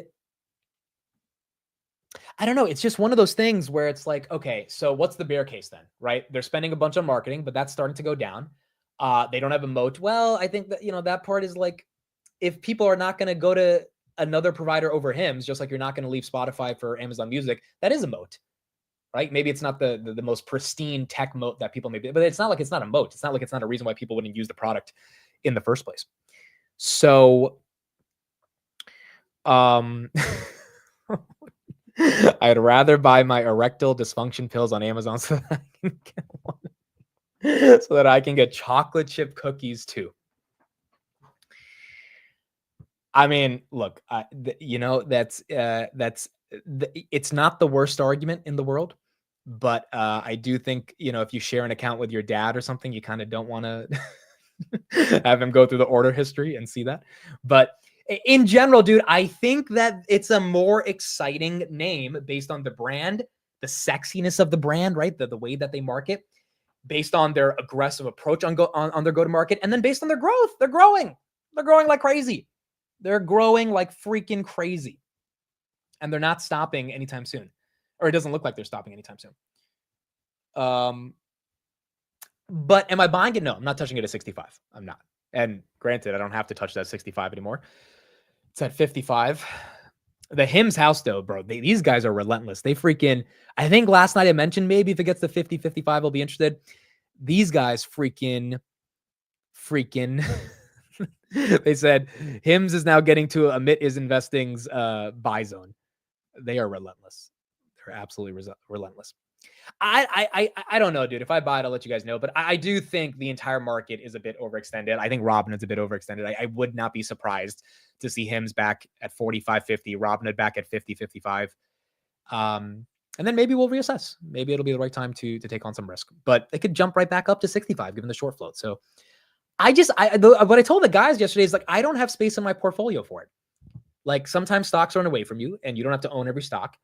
And you don't need to have every stock just because it's a hype stock and people like it. And even if you see the vision, that doesn't mean you have to own it. Like I see the vision for Nebius, but I don't need to own it, right? So, yeah, that's my takeaway from the podcast is that I think there is a moat in personalization. There is a lot of AI data technology in terms of fueling the way that they personalize their algorithms, and then they use lab diagnostics. I think that stuff is really cool. They do have a reoccurring revenue model. Their margins are getting way better, and there is a level of brand loyalty that is hard to ignore, right? Because for me to be bearish and be like, oh, Amazon can do this, I would have to say all their millions of customers are going to leave, and it's like that's not happening. There's 670 million people on Spotify. They're not leaving just for the sake of going to another music app if they're already on Spotify. So yeah, it's really simple. I am bullish on it. I don't want to touch it at these levels. And the podcast just made me more aware of how important it is essentially to actually build something that users care about, that creates a personal relationship with the product. And then, you're going to need hair products for the rest of your life. They're going to have all these different things that you're going to use. I mean, like if they really develop a product with you, a service like Robinhood, right? I'm going to hopefully make more money in my life and deposit it into Robinhood. If I'm going to get older in life, you're going to have different issues. Everyone does. And hopefully Hims is the brand that I can continually use if I'm using Hims, or if a girl, right? Because they have Hims and Hers. So those are my thoughts. Not buying it, but I definitely think there is a reason why it's getting the momentum that it's getting. One thing that is really interesting, though, is that they might not be getting a tech multiple because they're not a tech company. So we had this discussion right there as well. And one of the podcast hosts brought up that, they were funded by these tech VCs and they have this tech culture. And I kind of pushed back a little bit. I think that's the only part of the interview I pushed back, where I was like, well, that's not really a tech company. Just because the guy knows Peter Thiel and he funded it. And like, you can't just say that's like technology. And his point was that the culture is very like tech culture oriented, which is fine. But until that, results in operating leverage and operating margins that have pricing power, then, the tech culture is irrelevant. It really has to come up in the numbers. But that is happening. Every single quarter, we are starting to see more and more of that tech style focus, even if they're not selling a software product. So maybe it's getting disrespected by not getting a tech multiple, but that definitely doesn't mean that it deserves to be trading at the multiple it's trading at, when you have other stocks that are not growing as much, but are getting a much bigger multiple. So yeah, bullish Hims, and we'll see if I get an opportunity to buy more. What's your concept of a tech company? I mean, a tech company to me is a company that is able to scale one product without having to scale their costs. I think that's the easiest way you boil it down. So Robinhood, they have 90% fixed costs because they built the brokerage, and then they can offer services on top of it that scale. Credit card, obviously crypto options, cash sweep, right? Their net deposits. Once you build it and you're able to offer it in an infinite way, you can expand to Singapore and the UK and Europe. It's like you have the core product. You have to spend money to maintain the product, but you don't have to keep investing in the product over and over again because you built the product. And that gives you the software companies, right? Palantir, they built the ontology and now they deploy it against as many freaking customers as they can get. And that allows them to scale. With Hims, they have to keep spending on marketing.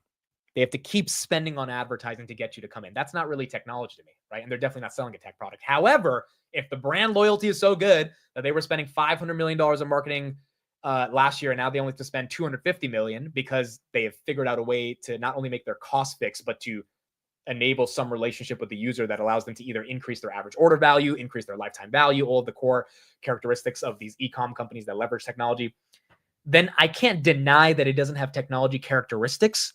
And that is also what makes it very exciting, even if they're not literally selling software. Does Hims have buy now, pay later? I'm sure you can probably buy Hims products through buy now, pay later. Probably. Although Klarna's taken an L in Q1. But in general, the more and more people they attract, and again, their TAM is unlimited. Everyone has issues. Everyone has health issues. And, that's the beauty of healthcare. But the question is just, can you leverage that ultimately with technology? Put Viagra on margin. Oh my God. Dude, but that in and of itself, right? I think someone commented under the podcast, like Viagra is a big market. It's like, yeah, Viagra is a big, we make fun of it to just say it's like boner pills, but like, that's a big market. It's a pretty big market. And as a result, there's enough demand for that market. Jim Cramer's going all in on bonds. Dude. Say hello to 7% on the 10-year, baby. My goodness. Did he actually say that? Bonds will overshoot and then settle. They will get to a level that brings in actual buyers, and then we will have a turbocharged economy from that budget agreement. We just can't believe any of that right now, but it is possible. Yeah, we're screwed, bro. We're cooked. We're actually cooked. Like, it's GG's. It's G freaking G's, folks. It's G freaking G's. Where's the 10-year right now? Dude, if the 10-year's up after hours, I'm going to start dying. Okay, it's at 4. It's pretty much the same, 4.597. If the 10-year was actually up, I would be laughing so hard, bro. He did say he liked Tesla yesterday. Tesla's down at 332. But he did say I'm a fan of Tesla here. Hard now, pay later. Oh my gosh. The only other reason I'm afraid to buy HIMS right here is I just think it's running a lot, bro. I want it to calm down a bit. Like, I kind of don't want to chase it. That's all. While acknowledging that I think it's cheap. Like the reason I bought Robinhood today is because I have so much conviction and I have such a healthy position that I don't care about adding to it, right? But I'm brand new to HIMS. And so for me to want to DCA a position at 55 means, or 60 or whatever, that means I have to like be ready to deal with it falling 10%. I think like a rule of thumb is if you buy a stock, you should be ready at the entry price that you buy it at to go down 20%. Like, very simple. You should be ready to assume, hey, it'll fall 20%, and that'll take away a little bit of the anxiety of even getting into the name in the first place. Amit is in foreplay with HIMS. It's actually really funny. That's what we're doing. I'm in foreplay with HIMS. 50% was Buffett's rule. You know what? That's why he's Buffett. That makes sense. That makes sense. Any thoughts on Uber? Uber's already had its run. I wouldn't chase it here either, but Uber's a great business. Elon did cut down those rumors of Tesla buying Uber yesterday, but Uber right here, 88.67. It ran up from what? 61 when Ackman started buying it in January. It's had a big year. It's outperformed all the Max 7. Everyone thought it was dead because of FSD. That's like obviously not happening. I still don't think it's going to die. I think there's other opportunities because if I buy Uber, it wouldn't be for a trade. It would be for an investment. And I just don't want to own Uber for the next 5 years. Even though I think Uber will do well, it's not an interesting name. The real question is, when do I start buying Tesla again? That's the real question. And I don't know because those earnings were garbage. They were not good. Now, granted, buying Tesla, you're not buying the earnings. I get it. But still, like, you're just literally buying hype. You're buying Robotaxi, you're buying Optimus, you're buying Elon pumping it. And, you know, the past 5 years, every time you did that, it goes up a little bit, then it comes right back down. You get a better entry point. So I don't know. If I buy Tesla, it would be purely I think I would help mitigate my downside by selling calls against it. And Tesla premiums are really juicy. But the reason they're juicy is because there's so much volatility. But that's the other thing I've been thinking about. Of like, you know what? When Tessie? When freaking Tessie? Steve's still in meetings, guys. He's been busy all week. I mean, I don't know if he's in a meeting right now, but he's literally just been gone all week, except for the occasional Instagram reel that he sends me about whatever he finds. But he should be on a Friday. So on Friday, I'm going to Boston in FSD, but we're going to do the market close before. So I'll do the market close. We'll end it at like 5:30. And then I will head on a 5 to 6 hour journey to Boston Friday night. But we'll do the market close before I go FSD. HIMS at 100 is more attractive than Tesla by a lot. Well, dude, a lot of companies are more attractive than Tesla on pure valuation. Even HIMS at 100 would be more attractive just based on the pure multiples. But I'm invested in 2 private humanoid companies. I feel like this humanoid shit is real and it's happening. We got a new video today by Brett. Like, I just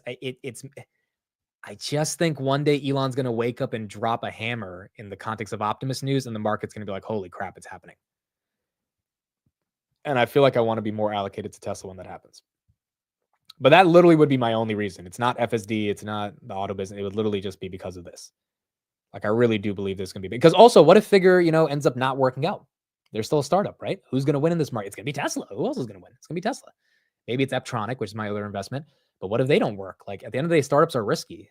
The only one that could actually manufacture these things at scale is Tesla. And they've proven they can actually manufacture at scale. But man, those earnings were bad. Like, they were not good earnings, bro. It just made you, like, any reasonable investor that is not looking at the hype of Tesla would be like, why would I buy this stock? But why would you sell the stock as well? Jeremy's taking a lot of shit on Twitter because he obviously sold at 250 and he keeps referencing it on, like, yesterday. He had this tweet. He was like, oh, I sold my Tesla at 250, but I'm happy that Elon's focusing on the business. Looks like the stock is doing better now that he's back in the business. And everyone was like, are you trying to imply that you selling got Elon to come back to the business? It was a funny tweet. But, like, yeah, selling at 250, what, like, just on a dollar for dollar basis, that wasn't the right move, right? Unless you get a better return on that capital somewhere else. And it's like Tesla, 250 now to 330. I mean, I don't know what's moved better than that.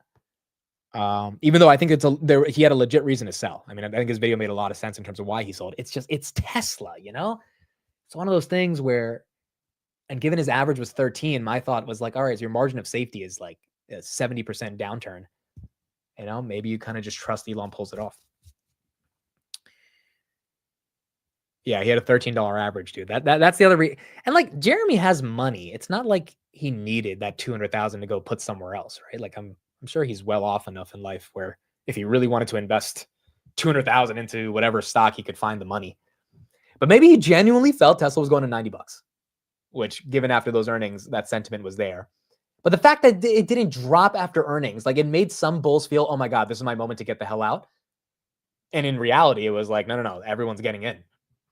And so if you kind of just stayed put, you were able to hold on for it. He keeps a strict allocation. Yeah, that's fair. That's fair. I mean, look, I think he had the same with Tanner. I think they had legit reasons to sell. And I think there was, there's other places you could allocate to. I just personally think that Optimus is going to be bigger than any product ever invented. Like, I genuinely do believe that. And that's what gets me thinking. I've got NVIDIA as like the hedge of getting exposure to it, but what about Tesla? Let's listen to Elon talk about Optimus yesterday because we didn't listen to that clip, but this is Elon saying that Optimus is simply going to be the biggest product in the entire world. Here's Elon from yesterday. Said recently tens of billions of robots, but that's decades away. At least 1 decade away. It's got to be more than that. I love Elon's timelines, bro. Every time someone questions him, he's like, well, he could get it done in half the time. And it's like that ambition. You need that ambition to just get it over the finish line. It's going to grow very fast. Why do you think that? I think humanoid robots will be the biggest product ever. The demand will be insatiable. You said that. Everyone's going to want one. It's like, basically, who wouldn't want their own personal C-3PO R2-D2? No, everyone's right. You've said that, and your goal. You've also said is to produce 1 million robots. I think by 2030. That's what I had you on the record as saying. I think that's a reasonable target. And then start towards sustainable abundance, which you can get into. But I wonder. We've been talking about autonomous and how long it takes to train the automobile to be able to be the equivalent of or exceed human capabilities. But what about these robots, to the extent that how much training are they going to need to actually be able to do various different types of tasks? Isn't that something that's going to take a long time? Yeah.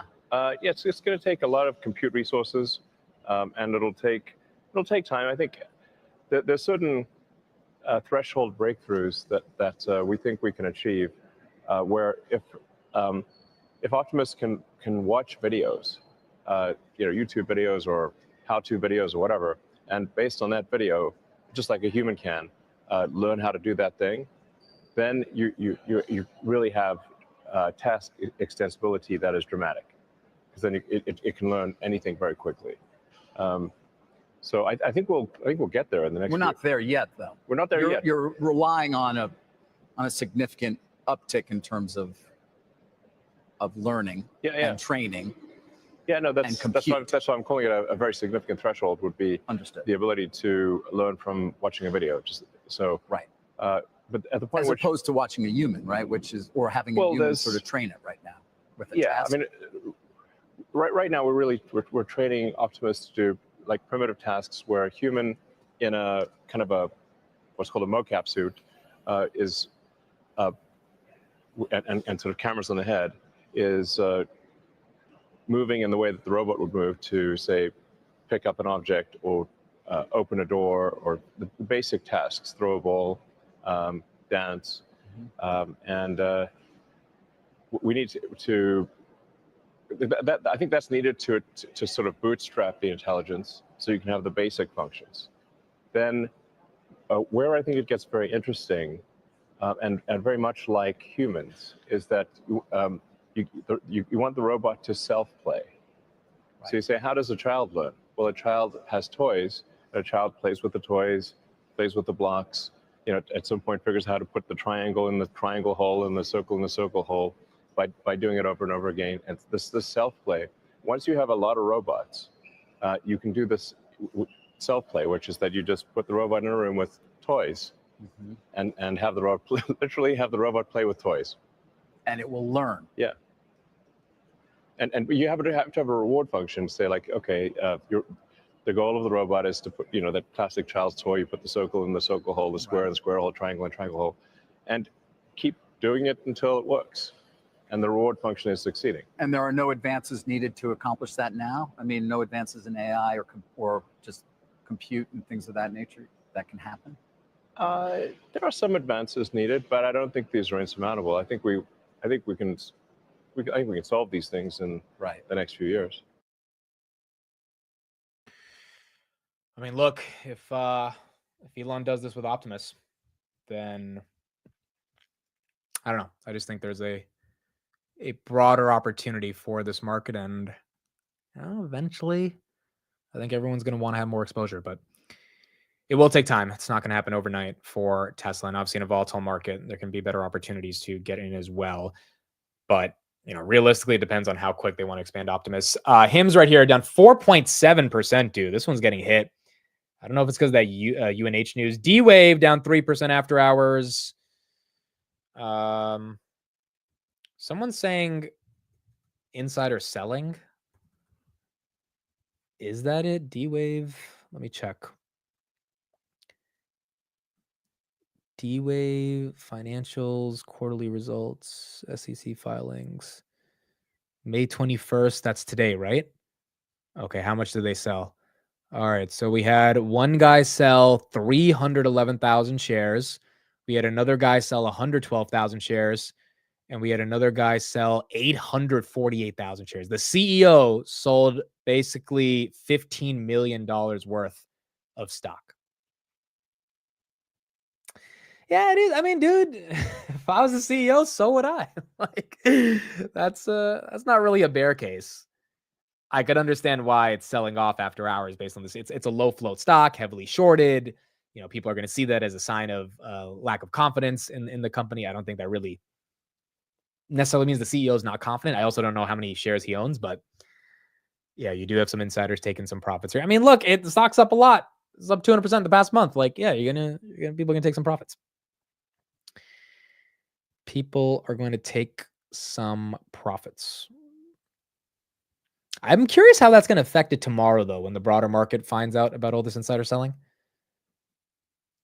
Because again, like insider selling on a Nvidia doesn't matter. Insider selling on a name like this, where it's heavily retail, heavily shorted, and small market cap relative, well, very large market cap relative to its revenue, but small market cap in general, that tends to get on people's radar. I still don't think it's that big of a deal. I've stopped caring enough about insider selling, but I'm curious how the market will interpret it tomorrow as they assess this. UNH as well, down after hours. HIMS down 5%. Uber's down a little bit. Google 168 on the day, and then UNH down 4.4% on the day. Yeah, I agree. I mean, D-Wave's up 160% this month, so you're going to have people take profits. You're going to have people take some profits. $14 billion market. Wait, it's a $14 billion market. I thought it was a $4 billion market cap. This is a 14 billion. Oh shit, yeah. It's no D-Wave is a $4 billion market cap. It's not 14 billion on 21 million in revenue. It's 4 billion. Still aggressive, but again, you're buying it for the future, not necessarily just the numbers. Yeah, all right. We talked about the $800 million contract. I'll talk more about that today on the daily recap. By the way, from what I'm looking at right here, I pulled up another article. That's 800 million plus the 450 million they got from Project Maven in May of 2024. So that is Palantir's first $1.2 billion contract. Basically, it's a modification to the original Maven contract. So if I'm not wrong, I'm gonna do some research to confirm, but this is their first $1.2 billion contract, their first $1 billion headline contract that they've gotten from the Army. They were supposed to get the Navy one in January. Like they were awarded it, but they never made the announcement, and we've still never seen the official announcement. So, maybe we'll get that. But that was a 10-year $1 billion contract, so that's 100 million per year. This one looks like 1.2 billion for 4 years, which is, not too bad. Heat map for the day. Yeah, let's look at that. The heat map for the day. Yeah, dude, literally Google. One of the only names that's green in the sea of red that we had today. Googs up 2.79% on the day. All right, folks, that's it. I am out. Daily recap will be coming out in the next couple of hours. Market open again is tomorrow. It's already Thursday going into tomorrow. So we are heading into the end of the week. Long day. Market open was a party. Market close, we realized that there's not enough people that brought bond yields to the party. And that caused the party to end a little early. But that's okay, because the party was getting rather aggressive. And, sometimes parties have to at least come to an end for a little bit. Gene says, going to watch your market open now since I missed it. Dude, it's really crazy the amount of you guys that have been saying how much time you spend with me throughout the day. We want 24-hour live streams. It's coming. Dude, eventually it's gonna be 24 hours. Like, that's where this is going. Yeah, between market open, market close, and daily recap, some of you guys, you watch the daily recap even after the streams, which is like OG supporters. But that's basically like 7 hours every day of Amit. So I appreciate it. I really, really do appreciate it. But again, the relationship with streaming is just so much more exciting, I think, than other mediums of content. Because it's like it's live. It's like you're in there. You guys know I haven't slept. Do you guys know I have not slept? Today is one of the I think I slept 1 hour, maybe 30 minutes from like 7 to 7:45 in the morning, but I did not sleep. The reason I didn't sleep is because I was on the phone with Derek last night for like 3 hours late at night. This guy, he's 55 and he's up at 3 a.m. and he's like excited, talking about the world. He doesn't need any sleep because he's building the startup and he's so excited about it. He wanted to update me on all the progress. But I was up to like basically 3 a.m. With him on the phone. And then it's 3 a.m. and I kind of can't sleep. And so I'm just like I might as well just stay awake. Because I'm like, what? I'm going to sleep for like 2 hours and then wait. So then I just opened my computer. I started getting some work done. And then at 4:30, I woke up and I went for a walk and I just started getting a bunch of other emails done and like just random shit.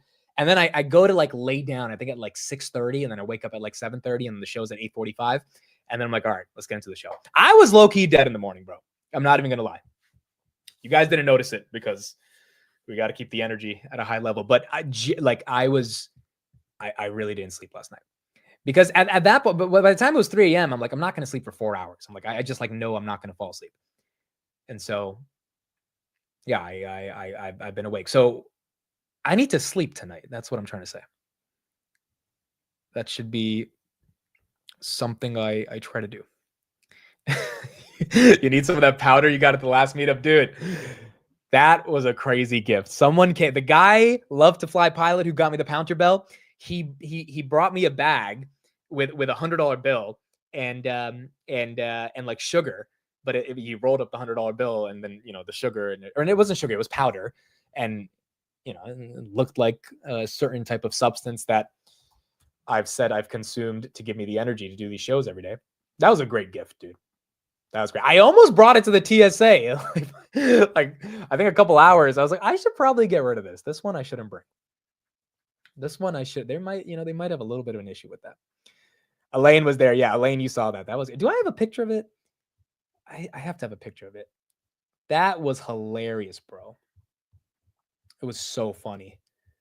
But see, those types of gifts are like the coolest things. You guys at the meetups, dude, you guys get me a lot of stuff. Like, you guys, I come back every time with all this stuff. But like, some of the thought you guys put into this is just, it's heartwarming, dude. It's a lot of insider jokes, stuff in our community that you guys you bring out for the gifts. Okay, do I have the picture? I feel like I have the picture somewhere. I might not be able to find it, but it was so epic, dude. I showed it on the live stream the day after, though, in the morning. So I don't have a picture, but it was in the. I still showed it to you guys live. Your live gets me through my boring engineering job. Whatever way you guys consume my content to be able to get through the day is special to me. You know, whether you're staring at me and watching, whether you're taking a peek at my bricks. One of you said, how can bricks rip? Obviously, you guys have not worked out enough to know that if you're strong enough, you can literally rip a brick, but it is what it is. But the fact that you guys notice those little things in the back, someone still has OCD that Rubik's Cube is never going to be solved. Or some of you guys have me in the background and, you know, you're going through work. It's just cool to be with everybody every single day. Can you try to come to Savannah, Georgia for a meetup? So I think we're going to do Atlanta next year because Chris is down there. So maybe not Savannah, but definitely Atlanta. And then again, Boston meetup, let me put it in the chat. For those that want to sign up to that, you got about 2 days left if you're in the region. And then Saturday we have the meetup. But yeah, we'll definitely be doing Georgia. Next year, Singapore is a priority. Texas, if we don't do it this year, is going to be a priority next year. London, if we don't do it this year, will be a priority next year. Oh, Miami. So one of the things I was talking about with Derek is the meetup in Miami. This is not confirmed. Not confirmed. I don't know how it's going to play out. But he wants to do it in his like apartment location area. And he was just like, yeah, we have like this big lot and you can just invite everyone there for like 150 people and we can get a DJ and like have a real party. So that's tentative. I don't know. Derek might not even be in Miami in August because his life is crazy and he's traveling so much. But I told him I'm coming in August and he was like, let's do the meetup at my place. So, and Derek lives in a really nice spot. He lives in a nice spot. So if we do get to do the meetup that way, that would be really cool. If not, I think I have enough connects in Miami. A lot of you guys have hit me up where we should be able to find like a nice location, like a private location where everyone, just like we did in Toronto. And I think it'll be fun. So Miami should be a fun one. Should be a very fun one. JS says, bro, your live streams got me through the worst breakup I ever experienced. I'm sorry for the breakup. A lot of you guys, ironically, that keep watching me every day might end up breaking up with your girl because they're getting a bit upset that you're spending time with me. But yeah, dude, we all go through life shit, right? We all go through life shit. Like breakup, family issues. Like sometimes you need a form of escapism. You just need a form of finding a way to escape reality because reality is tough sometimes. And content obviously is a gateway. And then I think the community part of the content also is really cool, right? Because you can talk to other people as well in the community. My GF doesn't know about us. The amount of people I've met at the meetup, whether your wives or your girlfriends are there, and I always get to poke fun at them. I'm like, so do you like that I'm in the background every day? Like, and they have to end up admitting, like, no, we've become fans of your corny jokes and stuff. I'm like, all right, there you go. There you go. At least you can tolerate me. So my husband likes to hear in the background. Okay, great. I appreciate that, Peggy. Tess says, I went through a breakup listening to Amit. Oh my gosh, dude. What's going to happen when I go through a breakup one day, dude? I don't even know, like, what am I going to, I feel like how am I going to, either I'm going to hide it from you guys or I'm going to vent it. I might be so passive aggressive, bro. It might just like end up, you guys might be like, hey, man, are you going through something right now? You know? I don't know. That would be funny. That would be funny. Have I gone through any crazy shit over the past? Well, actually, see, the stream for me is also a form of escapism, right?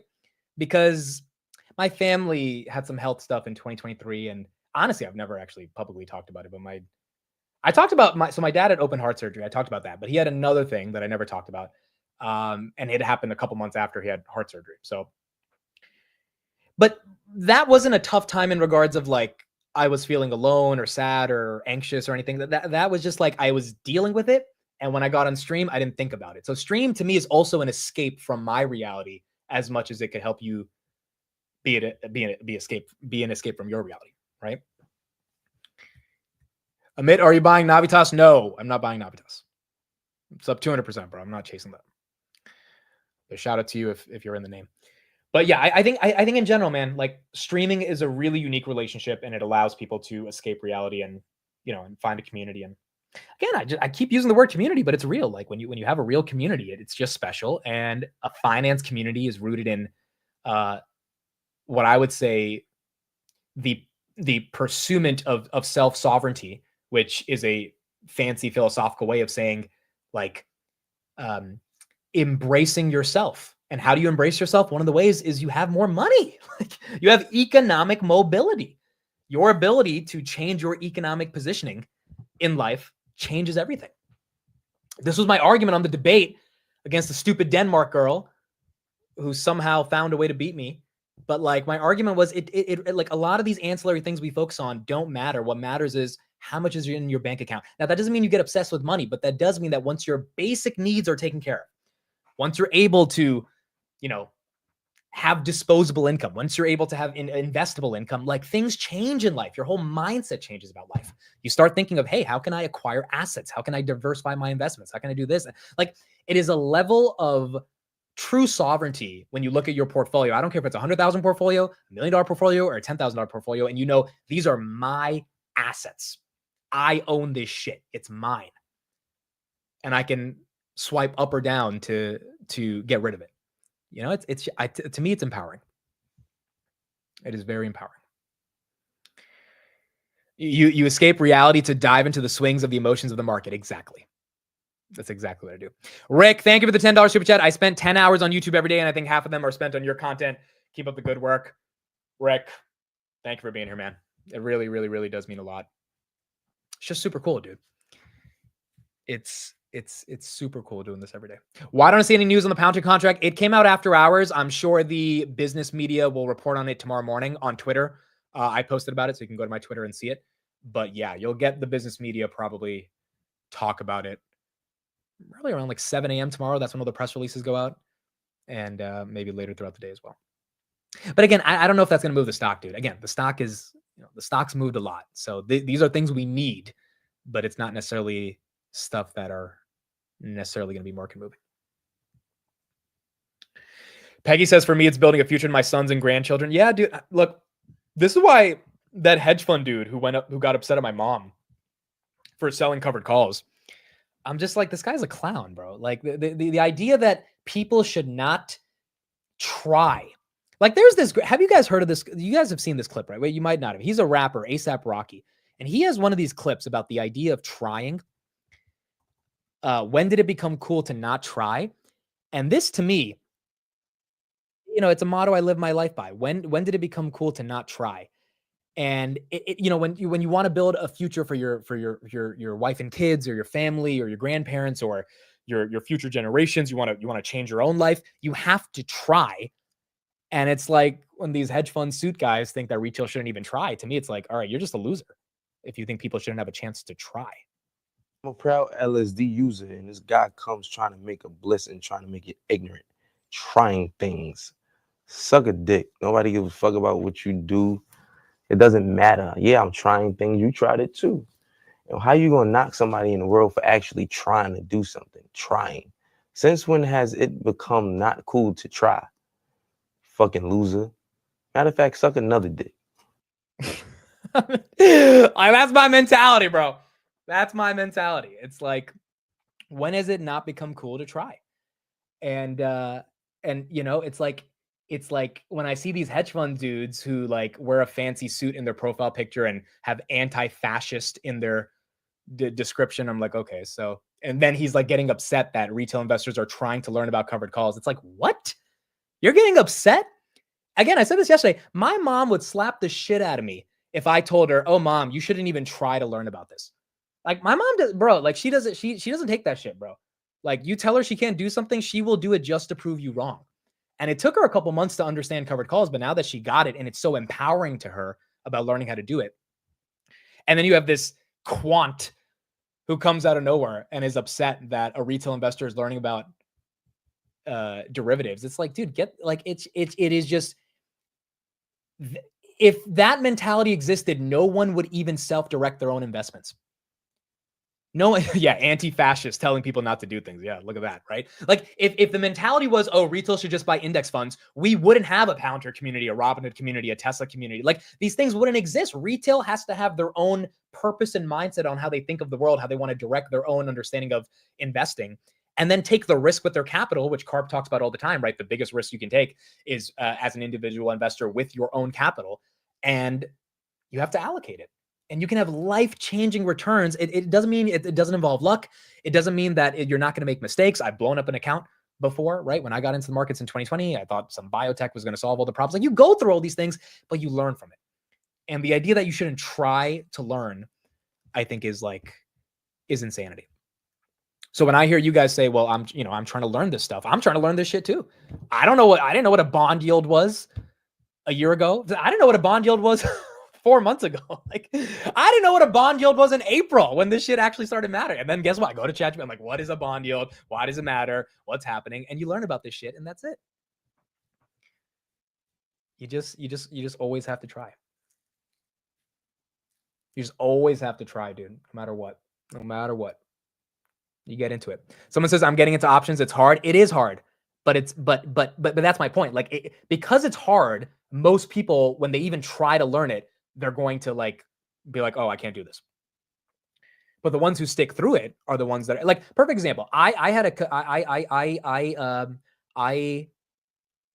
a computer science degree my sophomore year of college.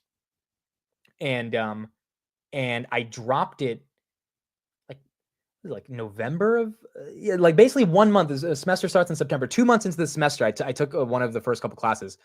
And I was like, dude, I can't do computer science. Like, I'm not the type of analytical person that can actually sit and code. Like, I can't do it. Now, ironically, 7 years later, coding is like, it's up there in terms of, is it really a good paying job that's going to be there in the future?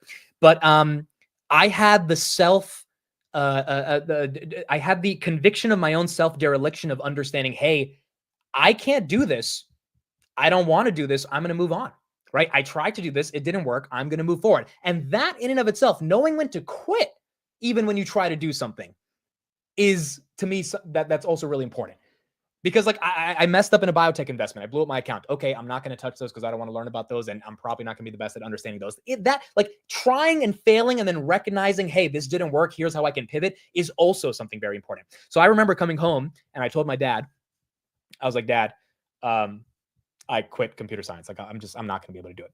My dad, bro, he was pissed off. He was a bit upset. He was like, dude, this is going to be one of the worst decisions of your life. I remember, word for word, he said that. And it's not because he's a bad dad. It's because he wants me to be safe. He wants me to have a safe degree. Like, the reason people get these comp sci degrees is to get jobs at Google and Facebook, all that shit.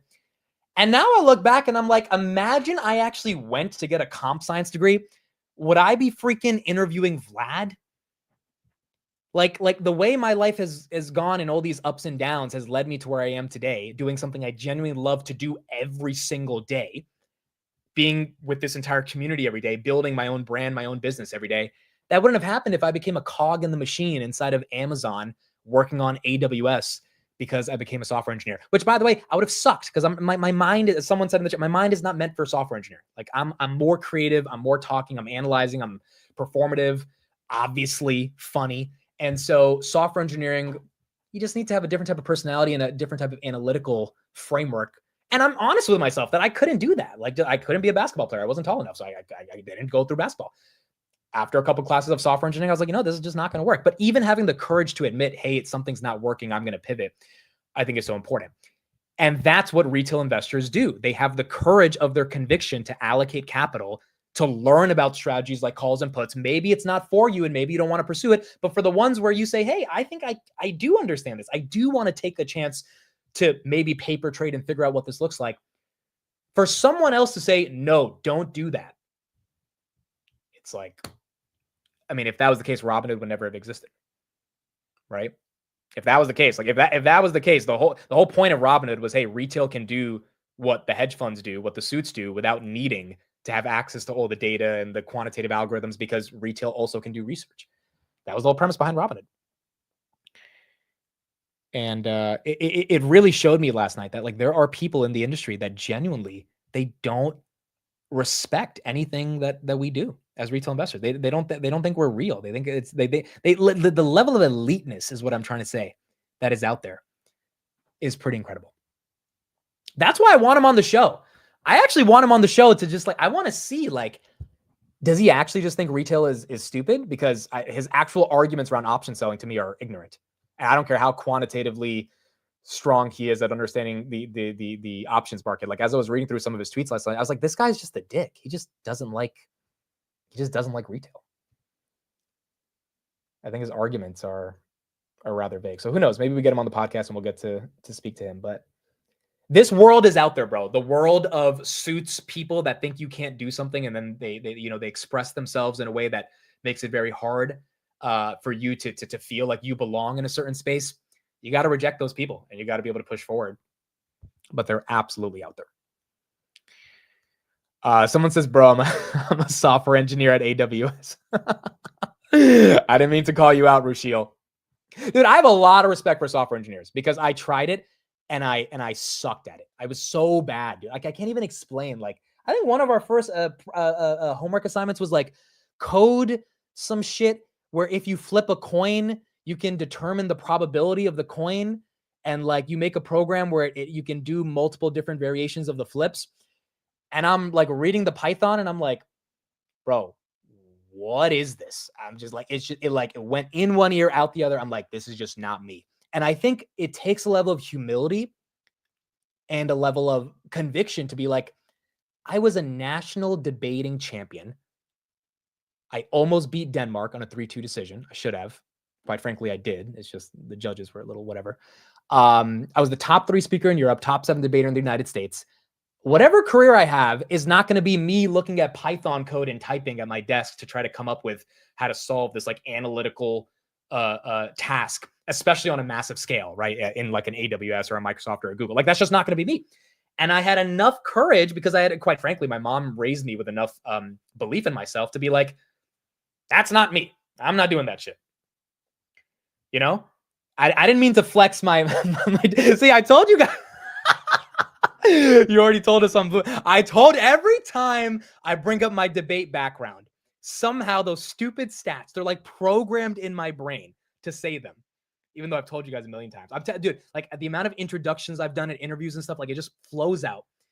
But the point is, you can't go from top 7 debater in the United States, top 3 speaker in Europe.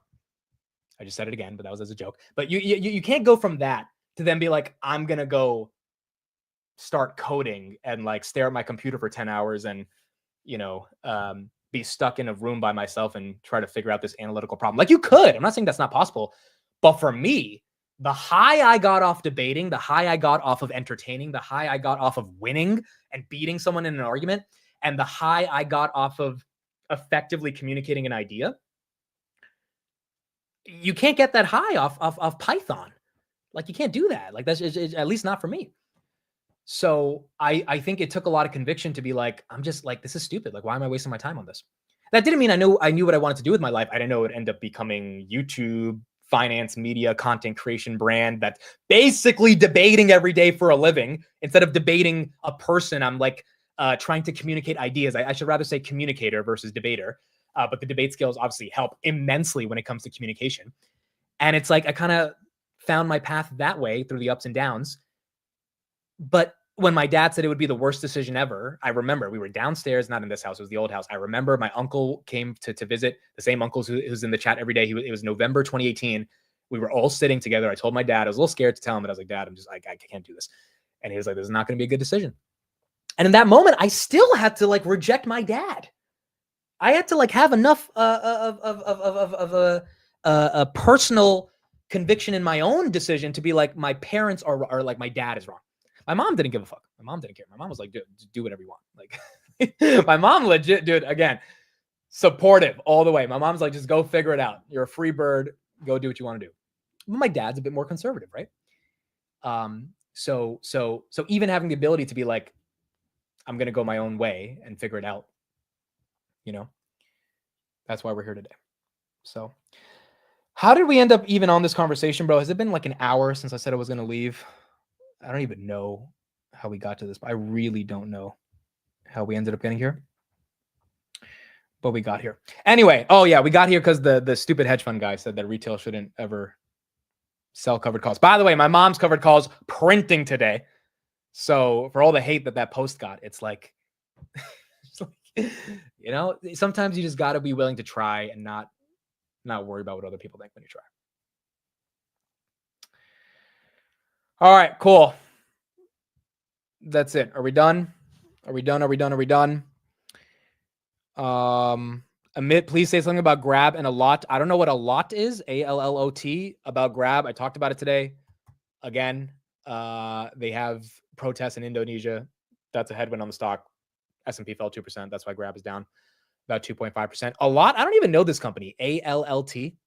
I've never heard of this one. I'll have to look at them. I feel like I have heard of them, but I don't know what they do. But I'll put them on the list and see what they do. Yeah, you went on about how you were the greatest debater for an hour. Okay, I was not the greatest debater, but I was top 7 in the United States, top 3 in Europe. I'm just like, it's just like, you're just making sure everyone understands. But I was not the greatest.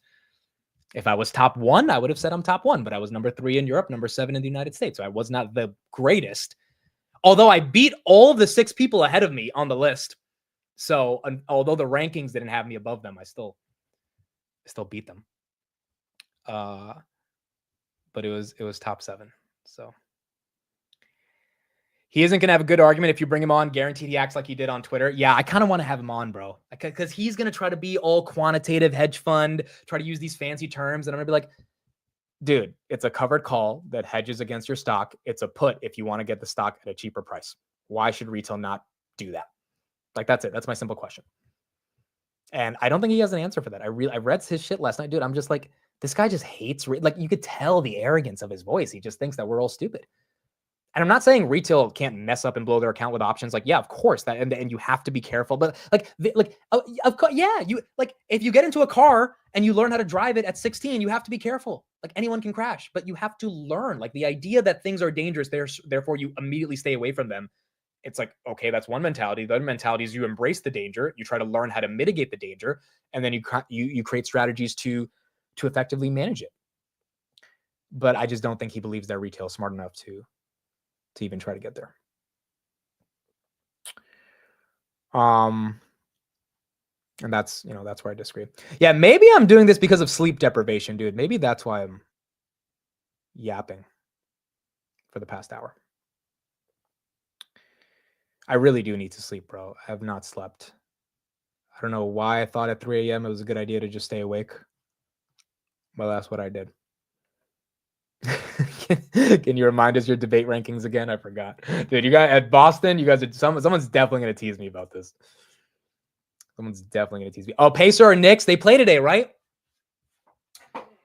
I got Knicks. I'm in Jersey. I am a Knicks fan, to be honest. Like, I've always been a Knicks fan. I just kind of I stopped caring about basketball, but I am a Knicks fan. So, I mean, dude, if the Knicks win the Eastern Conference Finals and they go to the finals, that's going to be crazy. Bro, Amit did Toronto meetup with 3 hours of sleep and a hangover. Okay, that was crazy. I told you guys the story, right? But we went to the club the night before in Toronto. Shout out to my boy Gerg. He took me to the club, and it was fun. And then he gets a genius idea at 3 a.m. after the club. Hey, let's go to Niagara Falls. And I'm dead, bro. I know I have the meetup the next morning, but he, he's having me at his house. He's like hosting me, all this stuff. And I'm like, all right, bro, let's go to Niagara Falls. And then we drive 2 hours in his freaking Cybertruck to Niagara Falls. We don't even really get to see the falls of Niagara. And then we go to Denny's at, I don't know what, it was just like, it was, and then I'm like, all right, so I'm eating some pancakes. And then we get back at like 7:30. I knock out for like 3 hours. I wake up and I shower. I'm like, oh, I have a meetup today. I need to like get ready for that. And then, you know, then the meetup is just super high energy because, you know, there's a lot of people there. I was actually dead at the end of that day. At the end of that day, I was demolished, bro. I was like, all right. And I don't think I slept that night either. Yeah. I didn't, because I didn't sleep that night either. I got back to his place at 10. Steve called me for like 2 hours. He was sleeping. He woke up. And then this guy he loves to talk. So by 12 a.m. to 5 a.m., we just stayed up. That's when he showed me all the freaking, you guys saw that picture with the Bed Bath & Body Works and all the products from that company that he's long on. And so he was showing me all the products, like the lotions and all that stuff. And then it was time to go to the airport. That was basically 48 hours of not really sleeping. Oh, the sweet stupidity of being young. 100%, bro. 100 freaking percent. Alex was, bro, I left the stream 20 minutes ago because you said you were done. I know, but like, I don't know why it's hard to end the stream every day. Ash, thank you for the $5 super chat. Would be down to host a Florida meetup at my family's restaurant. Hit me up on Twitter. Thank you for the super chat. And we can see if we can plan something as well. Did you skywalk the entire? I didn't. I did not skywalk the entire. Did Basent just say something? See, this is why I can't leave. But this is the life of being a content creator, bro. There is constantly shit happening, and you sleep, and then you miss the news, right? And there's so much stuff. Okay, Basent just tweeted. What did he say? It was great to meet with the Japanese Minister of Finance. Okay, Japan. We addressed important issues in the U.S.-Japan economic relationship, including global security, bilateral trade between our nations, and our shared belief that exchange rates should be market determined. Okay, so you have two countries that can't get a bidder for their bonds. I'm pretty damn happy they're meeting and they're starting to talk. Where's the 10-year right now? Because the market is holding on to every single thing Basent says about this. Market 10 years flat, 4.597. Japan's flat as well on their 30-year. All right, so we need some good news from Basent in Japan, and hopefully we get that. Hopefully we get that pretty soon, like in the next 24 hours, pretty soon. What mic do you record with? It's a Shure SMB 7, I think. Shure SM7B. SM7B. And then this is my backup right here. This is the AT202 USB. This one's like 175. This one's like 500. This one's the good one, but StreamYard is always weird when it messes up the audio. All right, I think that's it. I think we should actually end it. Dude, I still have to do a daily recap, so I can't sleep. So I don't know if I'm sleeping tonight either, bro. Oh my gosh. Oh my gosh. Dude, 795 million for Palantir? That's not bad, bro. 795 million for Palantir. We'll talk more about that on the daily recap as well. It's a big one. That's a big one. All right, that's it. Thank you, everybody. Appreciate it.